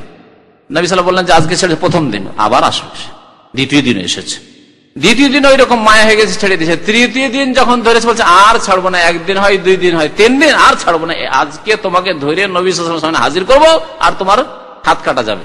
আবু হুরায়রা কিন্তু ভাবছেন কোনো মানুষ চোর আছে, জিন চোর, এ কথা ভাবেন। নবী করিম সাল্লাল্লাহু আলাইহি ওয়াসাল্লাম তৃতীয় দিন কেমন করে ছাড়লেন আবু হুরায়রা, সেদিন ছাড়বেন না, কিন্তু ছাড়তে রাজি না। দেখলো জিন, দেখলো যে আর তো ছাড়বে না, কেঁদে কেটে আর কোন রকম মুক্তি হবে না, রেহাই হবে না। তো এক কাজ করি আবু হুরায়রা, তোমাকে একটা জিনিস শিখিয়ে দেবো, তুমি ছাড়বে? আয়াতুল কুরসির ফজিলত। আয়াতুল কুরসি যদি তুমি রাত্রে পড়ে নাও তো লাম ইয়াজাল আলাইকা মিনাল্লাহি হাফিজুন ওয়া লা ইয়াকরুবুকা শাইতানুন, যেই রাত্রে তুমি আয়াতুল কুরসি পড়ে শুইবে সেই রাত্রে আল্লাহর পক্ষ থেকে ফেরেশতা তোমার হেফাজতকারী নিযুক্ত থাকবেন, আর শয়তান তোমার কাছেও আসতে পারবে না। এটা কে শিখিয়েছিল? শয়তান শিখিয়েছিল। আবু হুরায়রা দেখলো যে যাক, যখন শিখিয়ে চোরে যখন বিদ্যা শিখাইলো, তো ওস্তাদ, তো ওস্তাদকে একটু সম্মান করতেই হবে, চোর হইলেও। তো এসে ওস্তাদকে ছেড়ে দিল, চোর ওস্তাদ, জিন শয়তান চোর ওস্তাদ ছেড়ে দিলেন। নবী করিম সাল্লাল্লাহু আলাইহি ওয়াসাল্লামের সাথে ফজরে দেখা, ইয়া রাসূলুল্লাহ আজকেও চোর এসেছিল, কিন্তু চোরকে তো ছাড়তাম না, আপনার কাছে নিয়ে আসতাম, কিন্তু চোর একটা ভালো কথা শিখিয়েছে, আয়াতুল কুরসির ফজিলত। তখন নবী সাল্লাল্লাহু আলাইহি ওয়াসাল্লাম কি বলেছে? সাদাকাকা ওয়া হুয়া কাযুবুন, কথা সত্য বলেছে কিন্তু সে মিথ্যু। মানে আয়াতুল কুরসির যে ফজিলত বলেছে সেটা সত্য, কিন্তু জিন শয়তান হচ্ছে চরম মিথ্যু। কাযুবুন বলেছেন মুবালাগা, চরম মিথ্যু। তো কি জন্য এই কথা বললাম? মিথ্যুক, তো গণকরা মিথ্যুক বলে, এখান থেকে এদিকে গেলাম। হ্যাঁ, জিনেরা তো ওই টুপি সম্পর্কে মিথ্যা কথা বলেছে। তো জিনদের মাধ্যমে তো গণকরা কিছু বিদ্যার দাবি করে আর মিথ্যা কথা বলে, জিনেরাও মিথ্যা তত্ত্ব দেয়। ওই গণককে এসে জিনও মিথ্যা কথা বলে। যখন এ শিরিক করেছে, আমার জন্য জবাই করেছে, আমার জন্য সাদা মোরগ করেছে, আমার জন্য কালো খাসি করেছে, আমার জন্য যখন মাজারে গেছে আমি বলেছি অমুক মাজারে যাও, অমুক মাজারে গিয়ে খাসি মোরগ জবাই করো ইত্যাদি, অমুক কবরের মাটি নিয়ে এসো, মাজারের মাটি নিয়ে এসো ইত্যাদি, এইসব যখন আমার শুনেছে, তা আমাকে তো কিছু করতে হবে, মিথ্যা হইলেও তো কিছু করে দিতে হবে। তো 3টি অবস্থা বললাম কিন্তু গণক কাছে যাওয়ার। একটা হচ্ছে গণককে লাঞ্ছিত করার জন্য, সেটি জায়েজ শুধু রয়েছে। আর বাকি লাঞ্ছিত করার উদ্দেশ্য যদি না হয়, জানার উদ্দেশ্যে যান, তবু 40 দিনের নামাজ কবুল হবে না। বিশ্বাস যদি করেন তো কাফের হয়ে যাবেন। এই হাদিসে বলছেন লাম তুকবাল্লাহু সালাতু 40 ইয়াওমান, 40 দিনের নামাজ কবুল হবে না, 40 দিনের নামাজ কবুল হবে না। নবী করিম সাল্লাল্লাহু আলাইহি ওয়াসাল্লাম মদখোর সম্পর্কে বলেছেন হাদিস, যে ব্যক্তি মদ খাবে তার 40 দিনের নামাজ কবুল হবে না, নবী সাল্লাল্লাহু আলাইহি ওয়াসাল্লাম বলেছেন। ওয়ান আবি হুরায়রা রাদিয়াল্লাহু তাআলা আনহু, এই হাদিসে আবু হুরায়রা রাদিয়াল্লাহু তাআলা বর্ণনা করেছেন নবী সাল্লাল্লাহু আলাইহি ওয়াসাল্লাম থেকে, মান আতা কাহিনান, যে ব্যক্তি গণকের কাছে আসলো, ফাসাদ্দাকাহু বিমা ইয়াকুল, এবং যা সে বলল তা বিশ্বাস করলো, ফাকাদ কাফারা বিমা উনজিলা আলা মুহাম্মাদিন সাল্লাল্লাহু আলাইহি ওয়াসাল্লাম, তাহলে মুহাম্মদ সাল্লাল্লাহু আলাইহি ওয়াসাল্লামের প্রতি যা নাযিল হয়েছে তার সাথে সে কুফরি করলো। মুহাম্মদ সাল্লাল্লাহু আলাইহি ওয়াসাল্লামের উপর কি নাযিল হয়েছে? আল কোরআন। তো আল কোরআনের সাথে কুফরি করলো, অর্থাৎ কোরআনকে অস্বীকার করলো। সে মুসলিম না কাফের? সে কাফের। কি জন্য কাফের? কি করে কোরআনকে অস্বীকার করলো? যে ব্যক্তি কোরআনের একটি অংশকে অস্বীকার করলো সে সব থেকে অস্বীকার করলো, কারণ সবগুলি আল্লাহ পাকের কথা, আল্লাহ পাকের বাণী। সেই ব্যক্তি অস্বীকার করলো গায়েবের আয়াতগুলি, যে গায়েবের আয়াতগুলিতে বলা আছে একমাত্র আলেমুল গাইবকে আল্লাহ পাক, আলেমুল গাইবে ফালা ইউযহিরু আলা গাইবিহি আহাদা, গায়েব সম্পর্কে আল্লাহ পাক কাউকে জ্ঞান দেন না, তবে যাকে ওহীর মাধ্যমে যতটুকু জানিয়েছেন সবকিছুই জানার ক্ষমতা দেননি। চাবি দিয়ে দেওয়া হয়নি যে দরজা খুলে সবকিছু আমি দেখে নেব, কোথায় কি আছে না আছে, কখন কি হবে না হবে। রাওয়াহু আবু দাউদ, হাদিসটি আবু দাউদের। তাই 2টি অবস্থার হুকুম চলে আসলে এখানে। যদি কেউ বিশ্বাস করে তাহলে সে কাফের হয়ে যাবে। যে কোরআনের সাথে কুফরি করলো সে আল্লাহর সাথে কুফরি করলো, কারণ আল্লাহর বাণী। সেই ব্যক্তি আখিরাতের সাথে কুফরি করলো, সেই ব্যক্তি ইসলামের সাথে কুফরি করলো, সেই ব্যক্তি কাফের হয়ে গেল। সুতরাং গণককে বিশ্বাসকারী হচ্ছে কাফের। গণককে যে বিশ্বাস করে সেই কাফের, তাহলে গণক কি? গণক কাফের মুশরিক, এতে কোনো সন্দেহ নেই, কারণ সে এক তো শিরক করে, শিরক করার মাধ্যমে সব করে, জিনকে রাজি করে, আর সেই ব্যক্তি কোরআনকে অস্বীকার করে, এই জন্য কাফের। কোরআন সম্পর্কে আল্লাহ পাক নাজিল করার কথা বলেছেন বহু জায়গায় কোরআনে, তাই না? নাজিল হওয়ার কথা বলেছেন। নাজেল ওপর দিক থেকে হয় না নিচের দিক থেকে? দুনিয়াতে কোন জায়গায় শুনেছেন যে নিচের দিক থেকে নাজেল হয়? নাজেল মানে কি শব্দ আরবি, বাংলায় অবতীর্ণ হও। অবতীর্ণ নিচের দিক থেকে ওপরে নাই, ওপর দিক থেকে নিচের দিকে আসে। তো কার পক্ষ থেকে নাজেল হয়েছে? আল্লাহর পক্ষ থেকে নাজেল হয়েছে। তাহলে আল্লাহ কোথায়? চিন্তা করেন। তাহলে কি জন্য বললাম আমাদের দেশের একশিন আলেমরাও পথভ্রষ্ট হয়ে রয়েছে, বলে আল্লাহ সর্বস্থানে বিরাজমান, সবকিছুতেই বিরাজমান, তার নাজেল কোথায়? ভাই আল্লাহ তো এখানে সেখানে আছেন, তো নাজেল কোথায়? নাজেল তো ওপর দিক থেকে হয়। আল্লাহ বৃষ্টি বর্ষণ করছেন, তাকে বলছেন ওয়া আনজালনা মিনাস সামাই, আমি নাজেল করেছি। তাহলে বৃষ্টি ওপর থেকে আসে। আল্লাহ যখন কোরআন নাজেল করেছেন তার পক্ষ থেকে, তাহলে বোঝা গেল যে আল্লাহ পাক সৃষ্টির ঊর্ধ্বে আছেন, সৃষ্টির ওপরে আছেন, সবকিছুর ওপরে আল্লাহ পাক আছেন। এই জন্য আল্লাহ পাকের গুণ হচ্ছে আলা, সর্বোচ্চ। তিনি সাব্বিহিসমা রাব্বিকাল আলা, তাসবিহ করছেন সেজদায়, সুবহানা রাব্বিয়াল আলা, আল্লাহ মহান, সর্বোচ্চ রব, সর্বোচ্চ রব। আর বলছেন আল্লাহ সর্বস্থানে বিরাজমান, আমাদের মাঝে সবকিছুতেই বিরাজমান। কেমন কুফরি কথা! তাহলে এই আনজালা শব্দ নাজিল হওয়া, কোরআন নাজিল হওয়ার কথাটাই যদি আমাদের দেশের আলেমরা বিদাতিরা বুঝে নিত, তাহলে এই কথা কোনদিনই বলতো না, ইসলাম বিরোধী কথা, যে আল্লাহ সর্বস্থানে বিরাজমান, সবকিছুতে বিরাজমান, বা মুমিনের কলবে কলবে আল্লাহ, এইসব কুফরি কথাবার্তা বলতো না। আল্লাহ উপরে রয়েছে। ওয়ালিল আরবাআত ওয়াল হাকিম, 4টি হাদিসের কিতাবে রয়েছে। 4টি হাদিসের কিতাব অর্থাৎ আবু দাউদ, নাসাই, তিরমিজি, ইবনে মাজাহ, আর মুস্তাদরাক হাকিমে রয়েছে। ইমাম হাকিম রাহমাতুল্লাহ বলেছেন সহিহুন আলা শারতিহিমা, এই হাদিসটি সহিহ বুখারী এবং মুসলিমের শর্তের ওপর, মানে তাদের যে শর্ত ছিল, শক্ত শর্ত হাদিসের সহিহ যায়েফের ক্ষেত্রে, সেই শর্ত সাপেক্ষ হাদিস সহিহ তার মতে। আনিন নবী সাল্লাল্লাহু আলাইহি ওয়াসাল্লাম, নবী করিম সাল্লাল্লাহু আলাইহি ওয়াসাল্লাম থেকে বর্ণিত, মান আতা আররাফান, আরেকটি হাদিস, তাতে কি রয়েছে? যেই ব্যক্তি আররাফের কাছে আসলো, আও কাহিনান, অথবা কাহিনের কাছে আসলো। আররাফ মানে অগণক, আর কাহিন মানে অগণক। কিন্তু আরবি ভাষায় বিভিন্ন নাম রয়েছে, মুনাজ্জিম রয়েছে, রাম্মাল রয়েছে, এগুলির নাম হচ্ছে আসছে, নামগুলি সব একসাথে। পার্থক্য আছে কিনা না প্রতিশব্দ, এই নিয়েও ইখতিলাফ রয়েছে উলামায়ে কিরামদের। ফাসাদ্দাকাহু বিমা ইয়াকুল, এবং তারা বিশ্বাস করলো তাদের কথা। ফাকাদ কাফার বিমা উনজিলা আলা মুহাম্মাদিন সাল্লাল্লাহু আলাইহি ওয়াসাল্লাম, নবী সাল্লাল্লাহু আলাইহি ওয়াসাল্লামের উপর যা নাযিল হয়েছে তার সাথে সে কুফরি করলো। মুসনাদে আবু ইয়ালাতে রয়েছে সহিহ সনদে ইবনে মাসউদ রাদিয়াল্লাহু তাআলা আনহু থেকে মিসলু এইরকমই হাদিস মাওকুফ, কিন্তু ইবনে মাসউদ রাদিয়াল্লাহু তাআলা আনহু তার বক্তব্য হিসাবে পেশ করেছেন, নবী সাল্লাল্লাহু আলাইহি ওয়াসাল্লাম থেকে বর্ণনা করেননি। ওয়ান ইমরান ইবনে হুসাইন মারফুআন, ইমরান বিন হুসাইন রাদিয়াল্লাহু তাআলা আনহু বর্ণনা করেছেন নবী সাল্লাল্লাহু আলাইহি ওয়াসাল্লাম হতে মারফু হাদিস, লাইসা মিন্না, আল্লাহর নবী বলছেন আমার উম্মতের অন্তর্ভুক্ত নয়।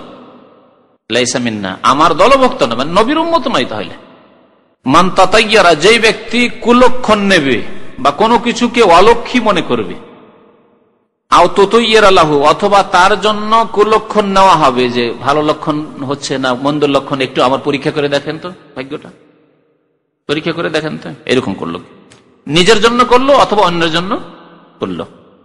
জাহেলি যুগে তারা তীর বের করত, তীরের আপনার প্যাকেট থেকে তীর বের করতো, আর তীরগুলোতে লেখা থাকতো ইফাল, কাজ করাও করো, আর একটা লা তাফাল, কাজ করিও না, অথবা কাজ করলে অসুবিধা নেই, লেখা থাকতো। চোখ বন্ধ করে বা কাউকে বলতো যে একটা তীর বের করো তো, আমি যাচ্ছি সফরে, বিদেশে যাচ্ছি, আমার বিদেশ যাওয়া শুভ হবে কি হবে না একটু দেখো তো। তো যেই ব্যক্তি বের করতে বললো, ভাগ্য নির্ণয় করতে বললো, আর যার জন্য ভাগ্য নির্ণয় করা হলো বা যে করলো আর যার জন্য করা হলো, দুইজনই নবী করিম সাল্লাল্লাহু আলাইহি ওয়াসাল্লামের দলের মধ্যে নয়, অন্তর্ভুক্ত নয়, দলের অন্তর্ভুক্ত নয়। আওতাকাহানা, অথবা গণকের কাজ করলো, আওতুকহিন আলাহু, বা তার জন্য গণকের কাজ করা হলো। একজন লোক গণকের কাছে গেল, আমার জন্য এটা একটু গণে দেখেন, আমার ভাগ্যটা দেখেন, বা আমার এই ঘটনা ঘটেছে এই সম্পর্কে আপনি দেখেন কিছু। আও সাহারা, অথবা যে ব্যক্তি জাদু করলো, আও সোহের আলাহু, জাদু করা হলো তার জন্য। জাদু করলো মানে যে জাদুর পেশা করে, আর জাদু করা হলো তার জন্য, না উল্টো হইল? উল্টো হইল।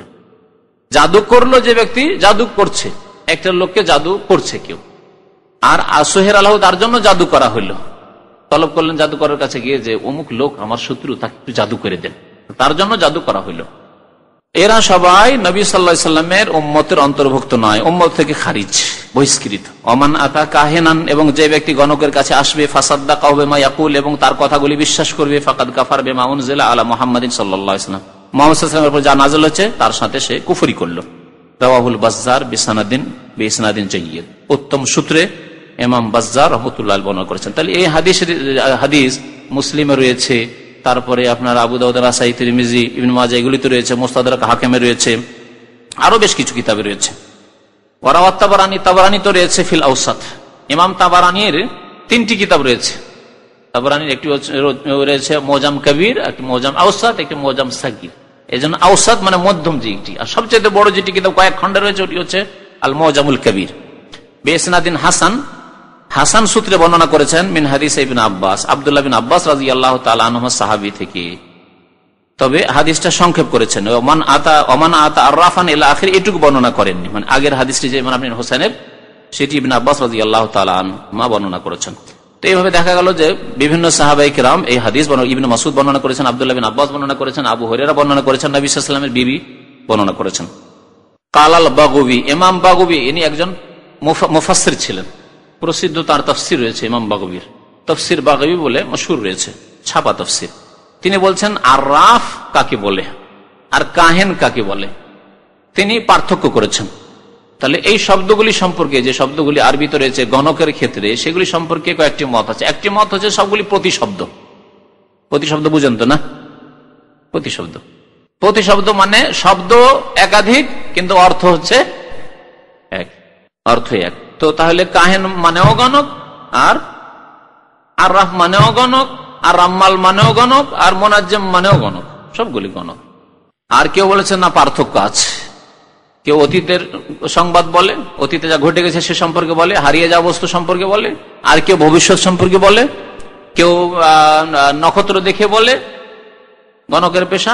কেউ আপনার বালিতে বা জমিনে মাটিতে রেখা টেনে বলে।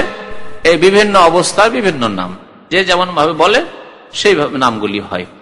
তো বলছেন যে কাহেন আররাফ কাকে বলে? আল্লাযী ইয়াদদাই মারিফাতাল উমুর, যেই ব্যক্তি দাবি করে, ওই গণককে বলা হয় যে ব্যক্তি দাবি করে যে সে অদৃশ্যের কথা জানে। বেমুকাদ্দামাতিন, বেশ কিছু তার মন্ত্রতন্ত্র দিয়ে, ইস্তাদিল্লু বিহা আলাল মাসরুক, যা দিয়ে সে প্রমাণ করতে চায় যে চুরি করা বস্তু আছে কোথায়, যে বস্তু চুরি হয়েছে তা আছে কোথায়। ওয়া মাকান আব্দুল্লাহ, বা হারিয়ে যাওয়া বস্তু আছে কোথায়। ওয়া নাহওয়া যালিকা, এইরকমই ছেলে রাগ করে চলে গেছে, আছে কোথায়। ওয়াকিল, আর কেউ কেউ বলেছেন হুয়াল কাহেন, যে আররাফ সে হচ্ছে কাহেন। যেমন বললাম প্রতিশব্দ, কাহেন আর আররাফ একই কথায়। আবার কেউ বলেছেন ওয়াল কাহেন হুয়াল্লাযী ইউখবিরু আনিল মুগায়্যিবাতি ফিল মুস্তাকবাল, কাহেন ওই ব্যক্তিকে বলে যেই ব্যক্তি ভবিষ্যতের অদৃশ্যের কথা বলেন। ভবিষ্যতে কি হবে, আগামী বছর কি হবে, তারপরের বছর কি হবে, আগামীতে কোন দেশে যুদ্ধ লাগতে যাচ্ছে। অতীতে জানলাম যে আফগানিস্তানে হইল, তার আগে কুয়েত আর ইরাকে হইল, তারপরে ইরাকে হলো, চলছে, ফিলিস্তিনে চলছে, আগামীতে কোথায় কোথায় হবে, ইত্যাদি ইত্যাদি, যে কোনো রকম কথাই হোক না কেন। ভবিষ্যৎ সম্পর্কে যেই ব্যক্তি কোনো সংবাদ দেয় আর বলে যে অদৃশ্যের কথা ভবিষ্যতের আমি জানি, তাকে কাহেন বলা হয়। আবার কেউ কেউ বলেছেন যে কাহেন ওই ব্যক্তিকে বলে যেই ব্যক্তি মনের কথা বলে। আসছে একজন, তাকে বলছে আপনি কি উদ্দেশ্যে এসছেন? বলবো আপনি অসুস্থ আছেন, ওই জন্য এসছেন, আপনার রোগের চিকিৎসার জন্য। ভণ্ড পীরের এইসব কাজ করে। তো পীরতন্ত্রই হচ্ছে ভণ্ডামি, সুতরাং পীর মানে ভণ্ড। তো পীরেরা অনেক সময় ভেলকি বাজি লাগাবার জন্য, মরিদের সংখ্যা বাড়ার জন্য, মরিদকে একেবারে হতভম্ব করার জন্য বলে, আচ্ছা রাজশাহী থেকে এসছেন, আপনার এই সমস্যা, তো একেও কাহেন বলে। তাহলে এইরকম যারা ভবিষ্যৎ বাণী করে অথবা মনের কথা বলতে পারে যে কি মন নিয়ে এসছেন, কি উদ্দেশ্যে এসেছেন, তারা হচ্ছে কাহেন গণক। তারা পীর নয়, ওলি নয় আল্লাহর, তারা হচ্ছে ওলি ও শয়তান, শয়তানের ওলি, তারা হচ্ছে গণক।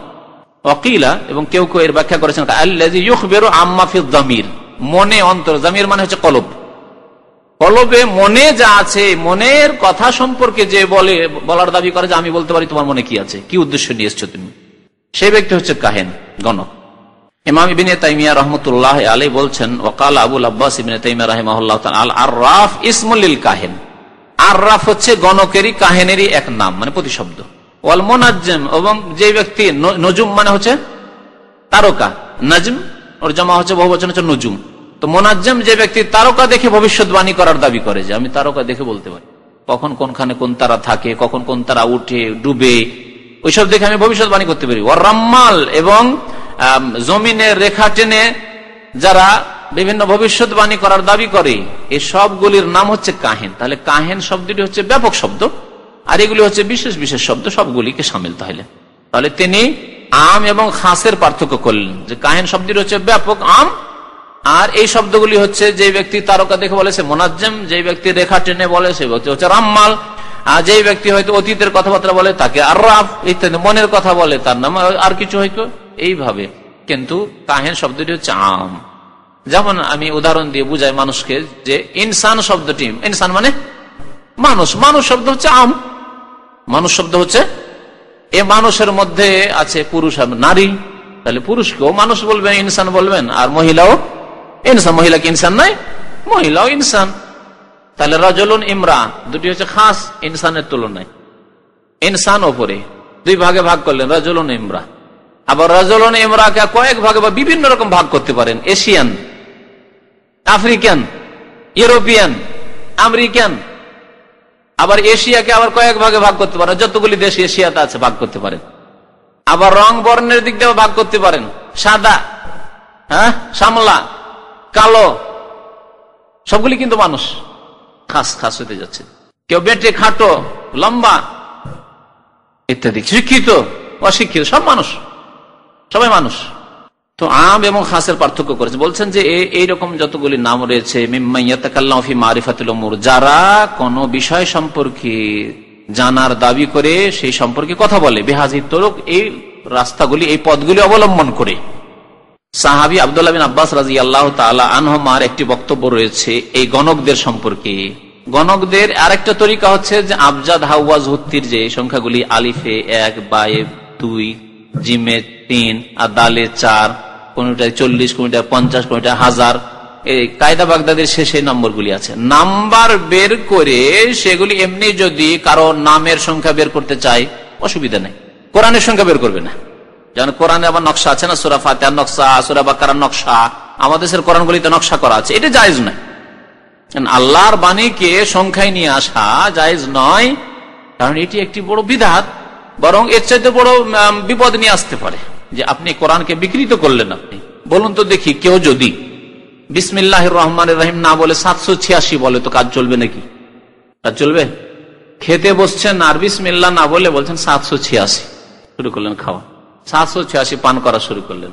গাড়ি স্টার্ট দিলেন, বললেন 786, করেন না কেন বিদাতিরা এগুলো? তাহলে 786 শুধু দোয়া তাবিজে লাগে, ওই ক্যালেন্ডারে লাগে 786, বাসে লিখা থাকে, গাড়িতে লিখা থাকে, চিঠিতে আবার 786 না হয় এলাহি ভরসা, এসব কেন? ওখানে কেন বিসমিল্লাহ নেই? খাওয়ার সময় কেন এটা এলাহি ভরসা নেই? এলাহি ভরসা, খাওয়া শুরু করেন। বড় অজ্ঞতা রয়েছে আমাদের সমাজে। চিঠিতে সুন্নত বিরোধী লিখবে, বিসমিল্লাহ লিখবে না, হয় এলাহি ভরসা। এলাহি ভরসা রাখলে শিরক হবে না, কিন্তু সুন্নতের খেলাফ হবে। বাকি 786 তো শিরক, কারণ 786 আসল অঙ্ক 19 নম্বরে না 19টা বের করেছে তো না, একটা আলিফ ছেড়ে দিয়েছে, তাতে 1 নম্বর কমিয়ে দিয়েছে। আসল যদি অঙ্ক বের করতে হয় তাহলে 787 হবে, 786 হবে না।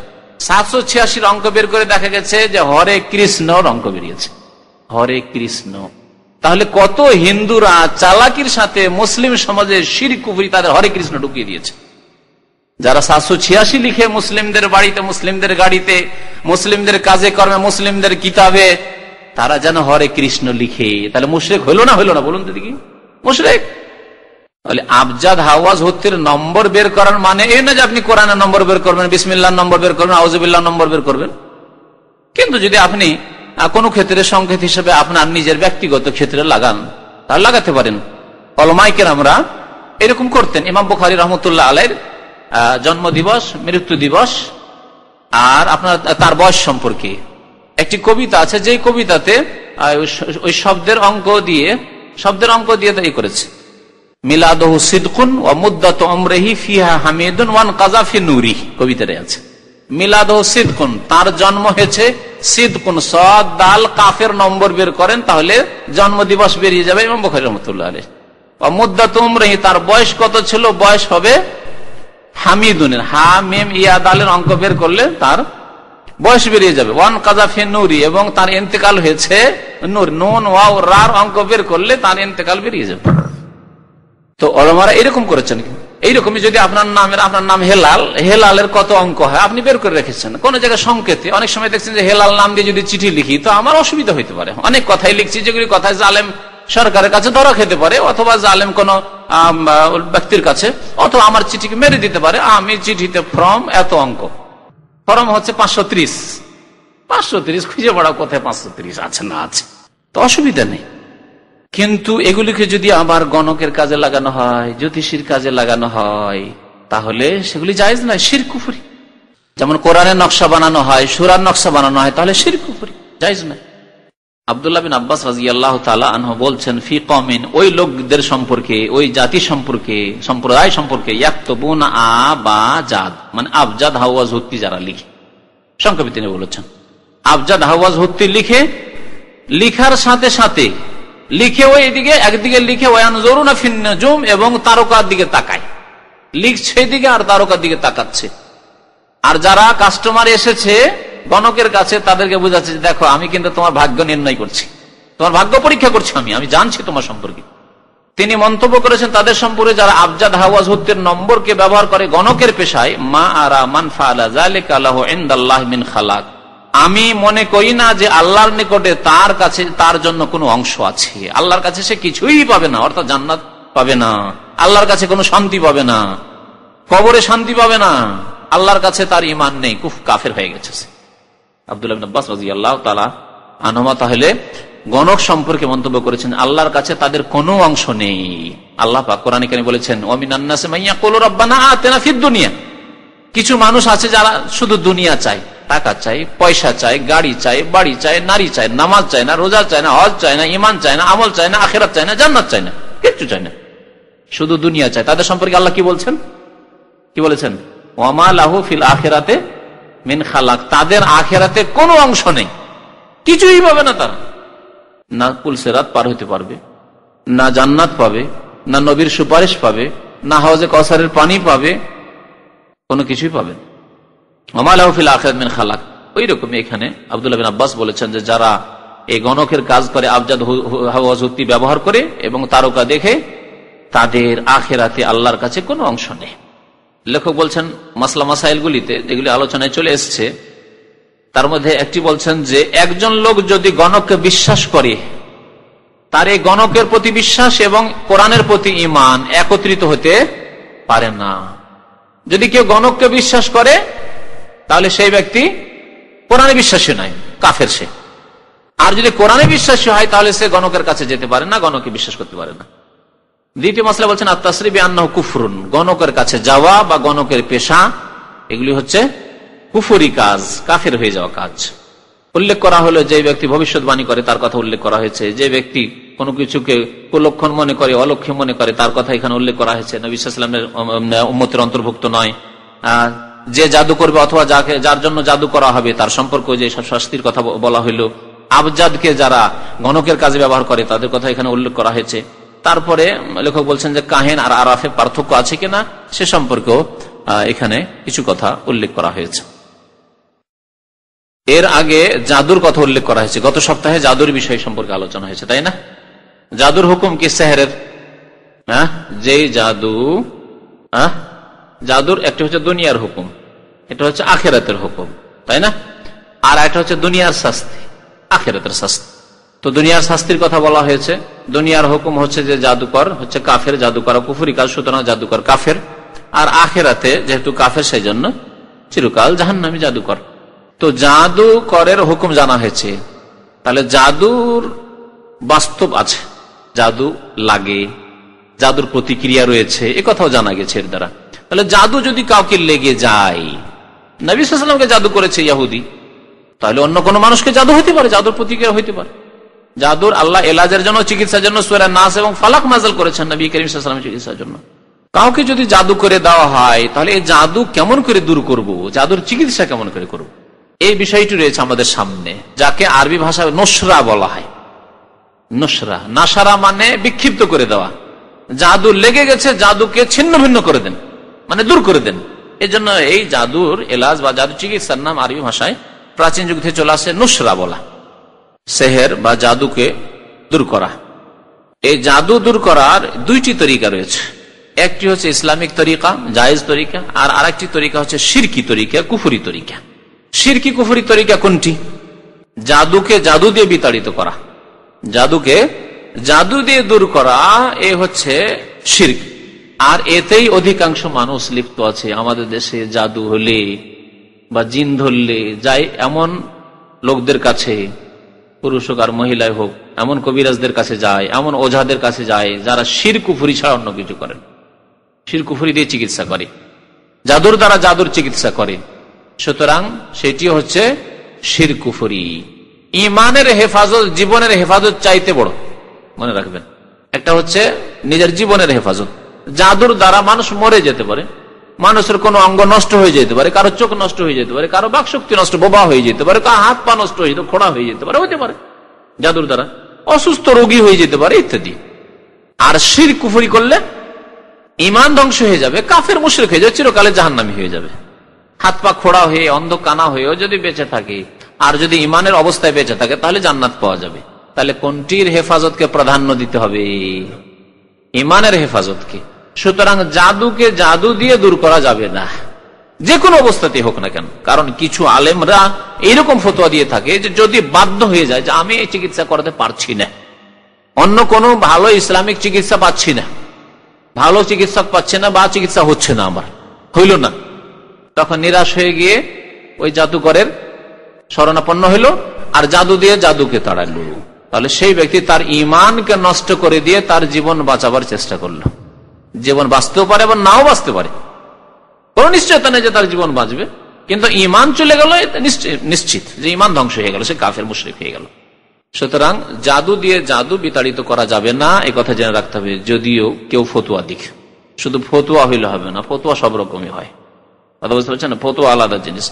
এই জন্য মাঝে মাঝে যে বাংলাদেশে সরকারি হুকুম শোনা যায় যে ফতুয়া বন্ধ করব, কথাটা একেবারে ভুল না। কেন অনেকে একবার সোচ্চার হয়ে উঠে, সরকার এত বড় জালেম, ফতুয়াই বন্ধ করে দিবে, আর ইসলাম বিরোধী ফতুয়া দিলে তো বন্ধ করতে হবে সরকারকে। একটা লোক তালাক দিয়েছে, তালাকের মাসলা, আপনি যখন 3 তালাক করেই দিলেন একবারে এমন করে, আর 3 তালাক করে, অত নবী সাল্লাল্লাহু আলাইহি ওয়াসাল্লামের জামানা একসাথে 100 তালাক দিল, একটি হইতো, আপনি 3 তালাক করে দিলেন। তারপরে এটা করলেন, মাসলা ইখতিলাফি ছিল। বিবি তালাক যদি 3 তালাক হয়ে গেছে ঠিক আছে, আর তোমার ওর কাছে যাওয়া যাবে না, হয়ে গেছে তো ঠিক আছে, অন্য জায়গায় বিয়ে করো। তারপরে আবার এক রাতের জন্য হিল্লা করার জন্য কারোর সাথে ভাড়াটা বিয়ে দিয়ে দিলেন। হ্যাঁ, যে এক রাত তুমি রাখো বন্ধু, হ্যাঁ তুমি রাখো, রেখে আমাকে ফিরিয়ে দিও, সকালে তালাক দিয়ে। এটা কোথায় পেলেন? তো লানতের কাজ। নবী করিম সাল্লাল্লাহু আলাইহি ওয়াসাল্লাম লানত করেছেন, আর মুফতিরা ফতোয়া দিচ্ছে যে হিল্লা করিয়ে নেন, কি করবেন, 3 তালাক হয়ে গেছে, আপনার বিবি তো আরাম হয়ে গেছে, আর ছেলে মেয়ে আছে, উপায় তো নেই, তা হিল্লা করেন, এক রাত একটা বন্ধু খুঁজেন, আর বন্ধু টন্ধু না পেন একটা হুজুর দেখেন, তাহলে বেমানি করবে না। আরে হুজুরাই কাজ করে, হুজুরাই সব কাজ করে। আপনি বন্ধুর উপরে তো বিশ্বাস নাই, বেনামাজি বন্ধু হইলে, কিন্তু তো হুজুর, তাহলে আমাকে দিবেন, এইসব শয়তানি কাজ করে। অথচ নবী করিম সাল্লাল্লাহু আলাইহি ওয়াসাল্লাম বলছেন লানাল্লাহুল মুহাল্লিল ওয়াল মুহাল্লাল্লাহু, যে ব্যক্তি হালালা করবে, যার জন্য হালালা করা হয়, দুইজনের উপর আল্লাহর লানত, অভিশাপ রয়েছে, রহমত থেকে বঞ্চিত। রহমত থেকে বঞ্চিত তো কাবিরা গুনাহ না সাগিরা গুনাহ? কাবিরা গুনাহ। কিন্তু হাকিমুল উম্মত সাহেব বলছেন যে মাকরুহ হ্যায়, হাকিমুল উম্মত সাহেব বলছেন। তাহলে হাকিমুল উম্মতের যদি এই অবস্থা হয়, তো বাকি যারা ভক্ত আর তার যারা কাস্টমার, তাদের কি অবস্থা হবে? অসুবিধা নাই, ফতোয়া দিচ্ছে। তো এই মুফতিদের ওপর সরকারি পাবন্দি লাগার প্রয়োজন রয়েছে, যুক্তিসঙ্গত সরকারের কথা এই ক্ষেত্রে। কিন্তু সমস্ত ফতোয়ার উপর যদি পাবন্দি লাগায় যে কোনো আলেমী ফতোয়া দিতে পারবে না, কোরআন হাদিস দিয়ে ফতোয়া দিতে পারবে না, তাহলে সেটি সরকারের জুলুম, বাড়াবাড়ি, অত্যাচার। কিন্তু যারা মন গড়া ফতোয়া দিবে, তাদের মুখ তো অবশ্যই বন্ধ করতে হবে। শিরক বিদআতের কথা বলে যাচ্ছে, শিরক কুফরি শিক্ষা দিয়ে যাচ্ছে, বাধা নেই কিছু, এগুলি বন্ধ করতে হবে। কিন্তু হক কথা বলবে, সত্য কথা বলবে, আল্লাহ এবং রসুলের কথা বলবে, তাহলে সেখানে আল্লাহ এবং রসুলের কথা বলতে দিতে হবে।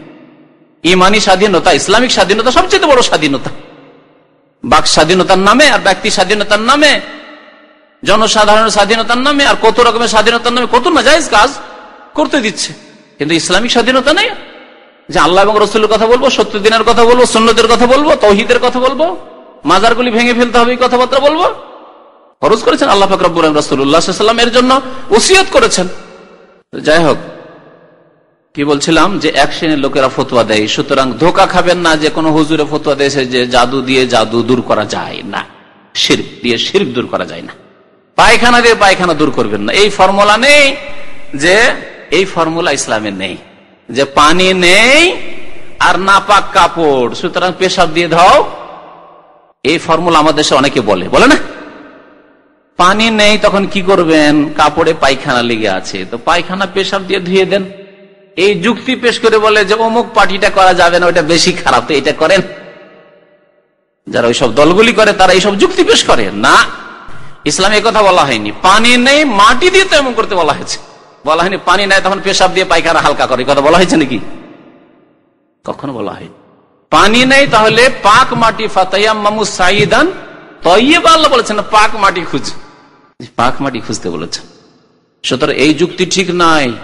যারা অনেকেই বলে যে সবগুলি গণতান্ত্রিক দল, যদিও এটা ঠিক নয় তারপরেও তো এরা তো ইসলামের কথা বলছে, আর ওরা তো একবারে ইসলাম বিরোধী, ওরা তো একবারে ধর্মনিরপেক্ষতার কথা বলছে, এরা তো না হালকা জাতীয়তাবাদের কথা বলছে, সুতরাং এটা চলে, এটা পেশাব ওইটা পায়খানা, ওইসব নেই। পায়খানার বিকল্প পেশাব নয়, পায়খানা সাফ করার জন্য পানির প্রয়োজন রয়েছে, আর পানি আছে তো, কে বললো পানি নেই? কোরআন হাদিস ঘরে ঘরে মজুদ আছে, বলছে পানি নেই, কোথায় পানি নেই? আছে তো পানি। পায়খানা দূর করার জন্য মানে শিরক কুফরি দূর করার জন্য কোরআন ঘরে ঘরে কোরআনুল কারীম মজুদ আছে, হাদিস মজুদ আছে, উলামায়ে কেরাম মজুদ আছে, যারা দেশ কোরআন সুন্নাহ মোতাবেক চালাতে পারবেন, তাহলে কেন আপনি পেশাবের কাছে যাবেন? সুতরাং এই জাদুর ক্ষেত্রে মনে করবেন না যে যাক জাদুকে জাদু দিয়ে দূর করব, কি করব, মুসিবত হয়েছে তো মুসিবত দূর করতে হবে, উপায় নেই। না, ইমানের হেফাজত সবচাইতে বড় হেফাজত।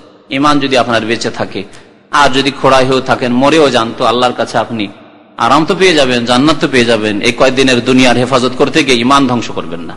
দ্বিতীয় জাদু দূর করার তরিকা হচ্ছে কোরআনী দোয়া দিয়ে, রাসূলুল্লাহ সাল্লাল্লাহু আলাইহি ওয়াসাল্লাম হাদিসের দোয়া দিয়ে, এইরকমই এমন ভালো কথা দিয়ে ঝাড়ফুঁক। কোরআন হাদিসের দোয়া যদি নাও থাকে কিন্তু অর্থ ভালো, কোরআন হাদিসের দোয়া নেই কিন্তু বলছেন আল্লাহুম্মা শফিনি, আল্লাহুম্মা শফিনি, আল্লাহুম্মা শফিনি, আল্লাহ আমাকে আরোগ্য দাও, আরোগ্য দাও, আরোগ্য দাও, ঠিক আছে, অর্থ ভালো, বুঝতে পারছেন, অর্থ ফুঁক দিলেন, সুবিধা নেই, অর্থ বুঝতে পারছেন। কিন্তু এমন কিছু বাক্য যদি হাজার অর্থ বুঝেন না, তাহলে তাদের শিরক কুফরি থাকতে পারে। যেমন চেহেল কাফ, মকসুদুল মুমিনিনের আর নিয়ামুল কোরআনের চেহেল কাফ মানে 40টা কাফ বিশিষ্ট একটি মন্ত্র আছে। চেহেল মানে 40 ফার্সি ভাষা, আর কাফ মানে কাফ 40টা কাফ বিশিষ্ট। তো এর অর্থ কেউ বুঝে না, আর ওতে সব জিন শয়তানের নাম দেওয়া আছে, কিন্তু অর্থ বুঝে না, ওই পড়ে অনেকে চিকিৎসা করে, শিরক কুফরি চিকিৎসা। শিরক কুফরি চিকিৎসা নিয়ামুল কোরআনে আছে, যা গিফট দেওয়া হয় আমাদের দেশের নতুন বউ, মকসুদুল মুমিন গিফট করা হয়, তাতে আছে। ওই সব কিতাবের আলোচনাতে ওই চেহেল কাফের কথা উল্লেখ করেছি। আরে জায়েজ নয় যে চেহেল কাফ দিয়ে আপনি জাদুর চিকিৎসা করবেন। জাদুর চিকিৎসা কোরআন দিয়ে, কোরআনী দোয়া দিয়ে অথবা হাদিসের দোয়া দিয়ে ঝাড়ফুঁক করে, তাবিজ বেঁধা নাই, কারণ তাবিজ বাঁধতে নবী করিম সাল্লাল্লাহু আলাইহি ওয়াসাল্লাম নিষেধ করেছেন এবং শিরক বলে আখ্যায়িত করেছেন।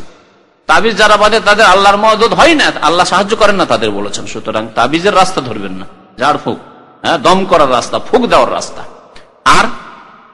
আর একটা রাস্তা আছে, সেহের জাদু হইলে মানুষ রোগাক্রান্ত হয়ে যায়। জাদু হয়েছে, জাদুটা প্রথম হয়েছে যখন, তখন জাদু ছিল, কিন্তু জাদুর কারণে শরীরে হয়তো মাথায় ব্যথা হইতে পারে, মাথার রোগ হইতে পারে, পেটের রোগ হইতে পারে, পায়ের রোগ হইতে পারে, হাতের রোগ হইতে পারে। তখন যেহেতু দেহ রোগাক্রান্ত হয়ে গেছে, সেই সময় যেগুলি মেডিকেলের চিকিৎসা রয়েছে সেগুলি দিয়ে দেহের রোগকে দূর করা যাবে। সুতরাং ডাক্তারের কাছে গিয়ে চিকিৎসা নেওয়া, ওষুধ ব্যবহার করা, ট্যাবলেট ব্যবহার করা, ইনজেকশন নেওয়া, তার মাধ্যমে শরীরের আরোগ্য হওয়া, এটিও জায়েজ রয়েছে, কোনো অসুবিধা নেই, বরং অনেক ক্ষেত্রে জরুরি। কারণ আপনার যদি চিকিৎসার ব্যবস্থা এছাড়া আর কিছু না থাকে সেটি জরুরি। তো লেখক বলছেন যে এই অধ্যায় হচ্ছে নুসরা সম্পর্কে। নুসরা কি তা বললাম। নুসরা দুই প্রকার, একটি জায়েজ আর একটি জায়েজ নয়। জাবের রাদিয়াল্লাহু তাআলা আনহু বর্ণনা করছেন, আন্না রাসূলুল্লাহ সাল্লাল্লাহু আলাইহি ওয়াসাল্লাম সুইলা আনিন নুসরা, নবী করিম সাল্লাল্লাহু আলাইহি ওয়াসাল্লামকে নুসরা সম্পর্কে জিজ্ঞাসা করা হয়, অর্থাৎ জাদুর চিকিৎসা জাদু দিয়ে। জাহিলি যুগে নুসরা বলাই হয়তো জাদুর চিকিৎসা জাদু দিয়ে। একজন জাদু করেছে কোন জাদুকরকে দিয়ে, আর এক বড় জাদুকরের কাছে গেলেন, সে জাদুকে ভাঙতে পারে, জাদুকে নষ্ট করতে পারে, তাহলে জাদু দিয়ে জাদু নষ্ট করা, একে বলা হয়তো নুসরা। ফাকালা হে আমিন আমালি শয়তান, জাদু দিয়ে জাদু দূর করা হচ্ছে শয়তানি আমল, শয়তানের কাজ। শয়তানের কাজ বাস্তবে সত্য বলেছেন, কারণ জাদু হয় শয়তানের সাহায্য নিয়ে, এর আগে বলা হয়েছে। আর জাদুকে যে নষ্ট করবেন আর এক জাদুকরকে দিয়ে, সেও আর এক জিনকে ধরেছে, বড় জিনকে ধরেছে। ছোট জিনকে পরাস্ত করার জন্য বড় জিনকে ধরতে হয়। একেবারে সেম ওই রকম যেমন বড় বড় শহরের মাস্তানদেরকে, এক মাস্তান যদি মাস্তানি করে আপনার ক্ষয়ক্ষতি করে, তাহলে আপনি ওর চাইতে বড় মাস্তানকে ধরেন, তাহলে ছোট মাস্তান মেজো মাস্তান যে আছে না, ওকে ধমক দিবে, এই তুই কি কার কাছে গেছিস, তুই ও তো আমার লোক, করে না? কার চুরি করে নিয়ে এসছিস? হয়েছে এখানে আমাদের এক ভাই ছিলেন, বলছে যে এরকম আমাদের চুরি করেছিল, মনে হচ্ছে না তার যে ঘটনা, তো বলছে যে চুরি করে নিয়ে গেছে, তারপরে ওর আত্মীয় কেউ আছে, ওই বড় বড় ডাকাতদের সাথে মাস্তানদের সাথে যোগাযোগ আছে, গিয়ে বলেছে আমার এরকম ছিনতাই করে নিয়ে গেছে, সন্ধ্যাবেলা ফিরিয়ে দিয়ে গেছে, মাল সামান যা কিছু চুরি করে নিয়ে গেছে সবগুলি সন্ধ্যাবেলা ফিরিয়ে দিয়ে গেছে। তা মানুষ শয়তানদের মধ্যে এরকমই আছে, ছোট ডাকাত, ছোট ছিনতাইকারী, বড় ছিনতাইকারী ও দাদাকে ভয় করে। ঠিক তেমনি জিনদের মধ্যে এরকম আছে, ছোট জিনে বা মেজো জিনে, মধ্যম জিনে, এরা জাদু করেছে, এদের মাধ্যমে জাদু করা হয়েছে, জিন ছাড়া জাদু হয় না।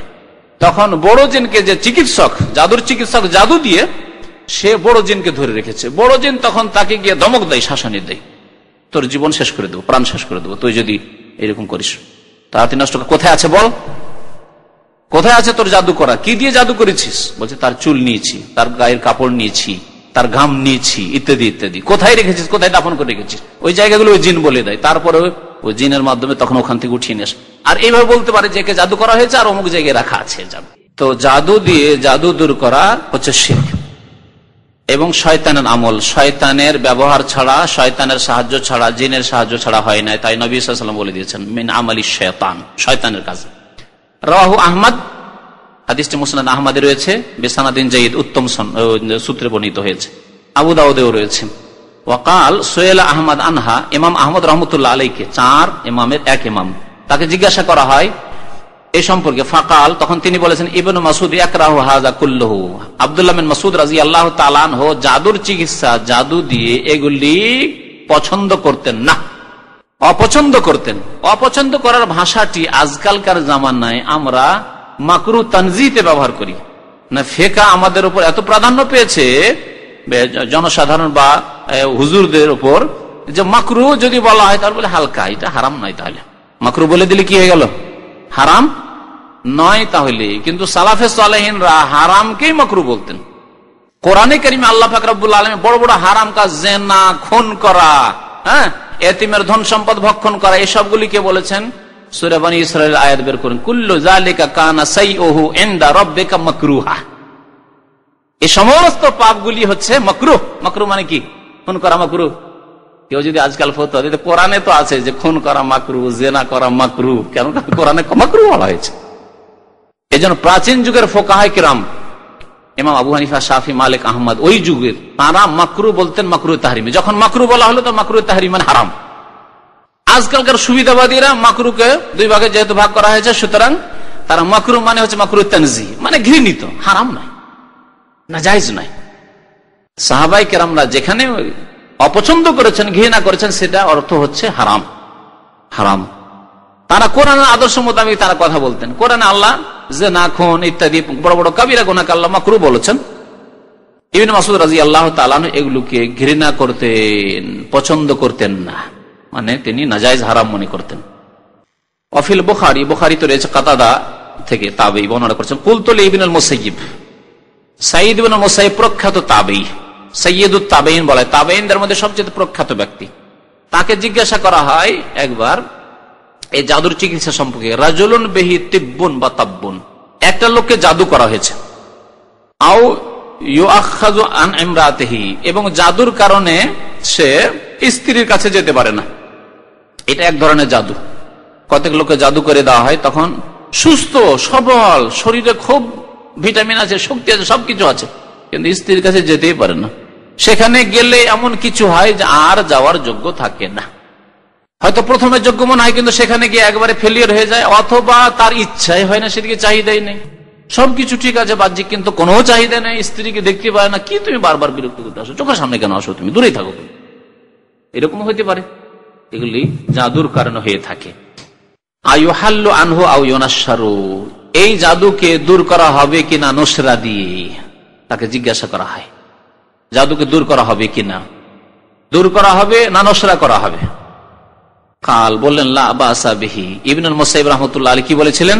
যে এতে কোনো অসুবিধা নেই। ইন্নামা ইউরিদুনা বিহিল ইসলাহা, উদ্দেশ্য হচ্ছে সংশোধন করা। লোকটি বিয়ে করেছে কিন্তু স্ত্রীর হক আদায় করতে পারে না, স্ত্রীর কাছে সে মানুষ হতে পারে না, কারণ স্ত্রীকে যদি সন্তুষ্ট না করতে পারে বিয়ের উদ্দেশ্য কি তার? সুতরাং সংশোধন যখন উদ্দেশ্য, তাহলে এতে কোনো অসুবিধা নেই। আম্মা মায়ান ফাও, যাতে উপকার রয়েছে, ফালামিউনহা আনহু, তা নিষিদ্ধ নয়। ইন্তেহা, তার কথা শেষ। তাহলে কি এর অর্থ এই হলো যে শিরকি জাদু দিয়ে জাদু দূর করা যাবে না? এখানেও এই বাক্যের বা এই বাণী যে ইবনুল মুসাইয়্যিব, সাঈদ ইবনে মুসাইয়্যিবের, তার ব্যাখ্যা প্রযোজ্য কোন ক্ষেত্রে? কোরআনী দোয়া দিয়ে, জি, হাদিসের দোয়া দিয়ে, ভালো কথা দিয়ে ঝাড়ফুঁক করে, অথবা অন্য কোনো ওষুধ দিয়ে চিকিৎসা করে জাদু দূর করা সম্পর্কে বলতে হবে। তিনি কখনোই হতে পারে না যে একজন তাবী তিনি বলবেন যে সেহের দিয়ে কুফরিকে দূর করো। সুতরাং এর ব্যাখ্যা ওই উলামায়ে কেরামদের যে দুই রকমের, আরো কিছু কথা আসছে, দুই রকমের মত পাবেন। কোন সময় জিজ্ঞাসা করা হলে বলেছেন যে না, এটি জায়েজ নাই। কখনো বলেছেন যে না, চলবে, করা যাবে, অসুবিধা নেই। তাহলে দুটোকে দুই প্রকারের চিকিৎসার উপরে আপনাকে ফিট করতে হবে। কারণ নবী করিম সাল্লাল্লাহু আলাইহি সাল্লামের বাণীর বিরোধিতা করতে পারেন একজন প্রখ্যাত তাবেঈ? অসম্ভব কথা। আল্লাহর নবী বলছেন যে জাদু দিয়ে জাদু দূর করা হচ্ছে মিন আমালি শয়তান, শয়তানি কাজকর্ম, শয়তানের সাহায্য নিয়ে, জিনের সাহায্য নিয়ে করা হয়। আর সেই কথাকে কেমন করে জায়েজ করে দিবেন কোন সাহাবী বা তাবেঈ? অসম্ভব কথা। তাহলে কি করতে হবে? দুটি অবস্থার উপর আপনাকে ফিট করতে হবে এই কথাগুলিকে বা তাদের বক্তব্যগুলিকে, মন্তব্যগুলিকে। একটি হচ্ছে জাদু দিয়ে জাদু দূর করা যদি বলা হয়, যেখানে নিষেধের কথা বলা হয়েছে, ওই অবস্থার উপর ফিট করতে হবে। আর যেখানে বলা হয়েছে কোরআন হাদিসের দোয়া দিয়ে, ঝাড়ফুঁক করে, অথবা চিকিৎসা দিয়ে, ওষুধ দিয়ে, সেই ক্ষেত্রে বলতে হবে যে না, এতে কোনো অসুবিধা নেই, জাদু হয়েছে তাহলে জাদু দূর করতে হবে, কারণ উদ্দেশ্য হচ্ছে সংশোধন করা। আর এতে যখন উপকার হচ্ছে, সবচেয়ে বড় উপকার হচ্ছে ইমানের উপকার। আপনার ইমান যদি নষ্ট হয়ে যায় তো উপকার কোথায় হলো? অপকার হয়ে গেল। রবি আনিল হাসান, হাসান বাসরি রহমতুল্লাহ আলাইহি থেকে বর্ণনা করা হয়েছে, তিনি এখানে দেখেন, এখানে অন্যরকম বলেছেন। কি বলেছেন তিনি? আন্নাহু কাল, তিনি বলছেন লা ইয়াহুল্লু সিহরা ইল্লা সাহিরুন, জাদুকে জাদুকরই দূর করে থাকে। অর্থাৎ যেই ব্যক্তি জাদু দূর করতে যাবে সে একজন জাদুকর। তাহলে এই বক্তব্যটিকে কিসের উপর ফিট করতে হবে? শিরকি চিকিৎসা, কুফরি চিকিৎসার উপর। জাদু দিয়ে জাদু দূর করে যারা জিনের সাহায্য নিয়ে জাদু দূর করে, তাদের সম্পর্কে তিনি বলেছেন যে সেহেরকে, জাদুকে দূর করে যারা জিনের সাহায্য নিয়ে, তারাও জাদুকর। ওয়াকালা ইবনুল কাইয়্যিম, এইজন্য ইমাম ইবনুল কাইয়্যিম রাহমাতুল্লাহ বলেছেন আন নুসরা, নুসরা হচ্ছে হাল্লুস সেহের আনিল মাসফুর। নুসরা বলা হয় জাদুকে, জাদুকৃত ব্যক্তি, যে ব্যক্তিকে জাদু করা হয়েছে তাদের থেকে দূর করা। ওয়াহিয়া নাও আনে, সেটা হচ্ছে দুই প্রকার। আমি যে কথাগুলি বললাম এখন শুনেন। ইমাম ইবনুল কাইয়্যিম রাহমাতুল্লাহের বক্তব্যে বলছেন যে দুই প্রকার। একটা হচ্ছে হাল্লু সেহরিন বিমিসলিহি, জাদুকে জাদু দিয়ে দূর করা। ওয়া হুয়াল্লাযী মিন আমালিশ শয়তান, এটি হচ্ছে শয়তানি কাজকর্ম, এটি হচ্ছে জিনের সাহায্য নিয়ে করা। ওয়া আলাইহি ইউহমালু কাউলুল হাসান, আর এর উপরই ফিট করতে হবে হাসান বাসরির উক্তিকে। তিনি বলেছেন জাদুকে যে দূর করে সেই ব্যক্তি জাদুকর, যে ব্যক্তি শয়তানি আমল করবে। প্রথম কিসিম ফায়াতাকাররাবু নাশির ওয়াল মুনতাশির, যেই ব্যক্তি চিকিৎসক, জাদুর চিকিৎসক, এবং যার জন্য চিকিৎসা করা হবে সে শয়তানের নৈকট্য লাভ করে। বিমা ইউহিব্বু, শয়তান যেসব কাজ ভালোবাসে, যেসব কথা ভালোবাসে, তার মাধ্যমে শয়তান যা করতে বলে তাই করে। ফায়ুবতিলু আমালাহু আনিল মাসহুর, তার এই কর্মকে ধ্বংস করে জাদুকৃত ব্যক্তি থেকে। তারপর যে জাদু করা হয়েছে সে জাদুকে সে নষ্ট করে, ধ্বংস করে। এটি হচ্ছে শিরকি। ওয়াসানি, দ্বিতীয় প্রকার হচ্ছে নুসরা বির রুকিয়া, দম করে। দম করা মানে? দম করা বুঝেন না? বুঝেন না? ফুক দেওয়া। দম শব্দটি বুঝেন? কোন ভাষা? আরবি না ফার্সি ভাষা। আমাদের দেশের মানুষের উপরে এত বেশি ফার্সির প্রভাব ছিল যে দম বুঝে, ফুকটাই দিক ওদিক যেতে পারে কিন্তু দম ঠিকই বুঝে। আর রুকিয়া বুঝেন, রাকাই আর কি মানে ফুক দেওয়া। নাফাসা বা রাকা, রাকা মানে ঝাড়ফুঁক করা, নাফাসা মানে ফুক দেওয়া। নাফাস বুঝে না, অথচ কোরআনে সূরা ফালাক মিন শাররিন নাফাসাতে, নাফাসাতে আছে, কিন্তু দম বুঝে। বাংলা দম আলাদা, দম চলে গেল মানে প্রাণ চলে গেল, তাই না? রুহ চলে যাওয়া, জান চলে যাওয়া, জীবন চলে যাওয়া, এই দম চলে যাওয়া। এই দম নয়, ওটা হচ্ছে ফার্সি দম। কি দম? ফুক দেওয়া হচ্ছে দম করা। রুকিয়া মানে ঝাড়ফুঁক করে। ওয়া তাআউযুজাত, আল্লাহর আশ্রয় গ্রহণ করে। তাআউযুজাত মানে তাবিজ নয়, তাআউযুজ মানে হচ্ছে আল্লাহর আশ্রয় নেওয়া, আউযু বিল্লাহ বলা, আউযু বিকালিমাতিল্লাহি তাম্মাতি মিন শাররি মা খালাক। আউযু বিল্লাহি সামিল আলিম মিনাশ শাইতানির রাজিম মিন হামজিহি ওয়া নাফথিহি ওয়া নাফসিহি, আল্লাহর আশ্রয় নেওয়া শয়তান থেকে, জিন্নাত থেকে। ওয়াল আদওয়িয়া, এবং দাওয়া দিয়ে, মানে চিকিৎসা ওষুধ দিয়ে। ওয়াদ দাওয়াতিল মুবাহা, এবং যে কোনো জায়েজ দোয়া দিয়ে আপনি দোয়া করেন আল্লাহর কাছে, আল্লাহ আমাকে জাদু করে দেওয়া আছে, আল্লাহ তুমি সেবা দাও। দোয়া হচ্ছে অস্ত্র মুমিনের। দোয়া করেন আল্লাহর কাছে, সেজদায় দোয়া করেন, আপনি নেক আমল করে দোয়া করেন, রাতের অন্ধকারে দোয়া করেন, আজান ইকামতের মাঝখানে দোয়া করেন, জুমার দিনে দোয়া করেন, জুমার দিন আসর থেকে মাগরিব পর্যন্ত দোয়া কবুল হয়, এই সময়গুলিতে দোয়া করেন। জমজম পান করেন, দোয়া করেন আল্লাহ তুমি শেফা দাও। জমজম পানি পান করলে যাকে শেফা হয়, আল্লাহ আমাকে জাদু করা হয়েছে, এই জমজম পানির মাধ্যমে আল্লাহ আমাকে আরোগ্য দান করো। এগুলি হচ্ছে সব চিকিৎসার ব্যবস্থা। ফাহাজা জায়েজুন, এরকম আল্লাহ পাক জাইতুনকে মোবারক বলেছেন। জাইতুন তেল দিয়ে যদি কেউ চিকিৎসা করে, কারণ মোবারক, কারণ জাইতুন তেল যদি কেউ মালিশ করে, বলে আল্লাহ তুমি এই জাইতুন তেল দিয়ে আমার আরোগ্য দান করো, হবে ইনশাআল্লাহ তাআলা। এটি হচ্ছে দাওয়া, চিকিৎসার মধ্যে ফাহাজা জায়েজুন, এটি হচ্ছে জায়েজ। এই ছিল জাদুর চিকিৎসা সম্পর্কে কিছু কথা। সার কথা শুরুতেই বলে দেওয়া হয়েছে, তা হচ্ছে জাদু চিকিৎসা হচ্ছে দুই প্রকার। একটা হচ্ছে শিরকি তরিকায়, সেটা হচ্ছে যে কোনো আবার ওই জাদুকরের কাছে গিয়ে, বড় জাদুকরের কাছে গিয়ে ছোট জাদু দূর করা, বা এক জাদুকরের কাছে গিয়ে আরেক জাদু, যে আরেক জাদুকর জাদু করেছে সেই জাদুকে নষ্ট করা, এটি জায়েজ নয়। শিরক দিয়ে শিরক দূর করা, কুফরি দিয়ে কুফরি দূর করা, পায়খানা দিয়ে পায়খানা দূর করা, সব জায়েজ নয়। আর আরেকটি তরিকা হচ্ছে যেটা বললেন রুকিয়া, ঝাড়ফুঁক করে আল্লাহর আশ্রয় নিয়ে কোরআন হাদিসের দোয়াগুলি পড়ে। আইয়ুব আলাইহিস সালামের রোগকে যদি আল্লাহ ভালো করতে পারেন একটি ছোট্ট দোয়া দিয়ে, তো আপনার রোগ ভালো হবে না? আমার রোগ ভালো হবে না? পরীক্ষিত। অসুস্থ হলে আমি খুব বেশি পড়ি এই দোয়া, রব্বে ইন্নী মাসসানিয়াদ দুররু ওয়া আনতা আরহামুর রাহিমিন, অন্তর থেকে পড়েন আপনি। আর আল্লাহ কেন ভালো করবেন না আমাকে? আইয়ুব আলাইহিস সালামকে ভালো করে আমাকে কেন ভালো করবেন আল্লাহ? আপনি ধরেন একেবারে, কেঁদে ধরেন আল্লাহ, আমি কি করলাম যে আমাকে ভালো করবেন আল্লাহ? আমি যদি ভুলই করি, আল্লাহ তুমি আমাকে মাফ করে দাও, মাফ করো আল্লাহ, আমাকে মাফ করো আল্লাহ। বারবার করে, 3 বার করে নবী সাল্লাল্লাহু আলাইহি ওয়াসাল্লাম দোয়া করতেন, আপনি করেন না। কিন্তু আমরা আসলে করতে জানি না, ধৈর্য নেই আমাদের, ধৈর্য হারা। 2 বার 1 বার বললাম, তাও পাপে ডুবে আছে। কেউ তো ফিল্ম দেখে, কেউ হারাম খেয়ে, কেউ অন্যায় কাজ করে, ফজর পড়ি না, আর যদি দোয়া করি, ফজর পড়ি না আর আসর পরে জুমার দিনে দোয়া করছি, কেমন করে হবে? কেমন করে দোয়া কবুল হবে? কত রকমের হারাম কাজ, অন্যায় কাজ করতে থাকবো, আর যদি আল্লাহর কাছে দোয়া করি তাহলে দোয়া কবুল হবে না। তাহলে দাওয়াতুল মুবাহা জায়েজ, তো আল্লাহর কাছে দোয়া করেন না। আল্লাহ তোমার নবীর কথা সত্য, তোমার নবী বলেছেন মাও জামজাম এমা শরিবা লাহু, জমজম পানি যে উদ্দেশ্যে পান করা হবে সেই উদ্দেশ্য আল্লাহ পূরণ করবেন। তোমার নবীর কথা যদি সত্য হয়, আল্লাহ তুমি আমাকে ভালো করো, আল্লাহ আমাকে ভালো করো, দোয়া করেন আপনি। যে সময়গুলিতে নবী করিম সাল্লাল্লাহু আলাইহি ওয়াসাল্লাম দোয়া কবুল হওয়ার কথা বলে, সেই সময়গুলিকে আপনি গ্রহণ করার চেষ্টা করেন। দেখবেন আরবরা আমাদের চাইতে কোরআন হাদিস বেশি জানে। দেখবেন আজান ইকামতের মাঝখানে 2 রাকাত নামাজ পড়ে দোয়া করতে আছে। আমরা ওই সময় জীবনে হয়তো দোয়া করি না, কিন্তু ফরজ সালাম ফেরার পরে দিলাম মোনাজাত, যেখানে নাই সেখানে করি, আর যেখানে আছে সুযোগ সুবিধা সেটাই ছেড়ে দিই সারা জীবন। অজ্ঞতার কারণে জানি না, সেই জন্য। তো আল্লাহ পাক যেন আমাদেরকে নেক আমলের তৌফিক দান করেন, শিরক বিদআত থেকে আমাদেরকে বেঁচে থাকার তৌফিক দান করেন, জাদুর অনিষ্ট থেকে আল্লাহ আমাদের যেন হেফাজত করেন। আল্লাহ পাক রব্বুল আলামিন গণকদের অনিষ্ট থেকে আমাদের হেফাজত করেন। আল্লাহ পাক রব্বুল আমাদের অতীতের গুনাহ খাতা মাফ করেন। আল্লাহ পাক রব্বুল আগামী জীবন যেন সুখে রাখেন। আল্লাহ পাক যেন আমাদের জান্নাতুল ফিরদাউস দান করেন। আমিন। সাল্লাল্লাহু আলা নবিয়িনা মুহাম্মদ ওয়া আলা আলিহি ওয়া সাহবিহি আজমাইন। যদি কোনো ব্যাধি হয় অবশ্যই করতে পারে, অসুবিধা কি আছে? নিজে করবে। আর যদি এইরকম হয় অন্য কাউকে দিয়ে করতে। প্রথম কথা, সবচেয়ে উত্তম দম করা হচ্ছে, ঝাড়ফুঁক করা হচ্ছে নিজেকে নিজে দম করা। নবী সাল্লাল্লাহু আলাইহি ওয়াসাল্লাম নিজেই করতেন, নিজেকে, এবং সাহাবায়ে কেরামকে তাই শিখাতেন। এটা হচ্ছে সবচেয়ে উত্তম।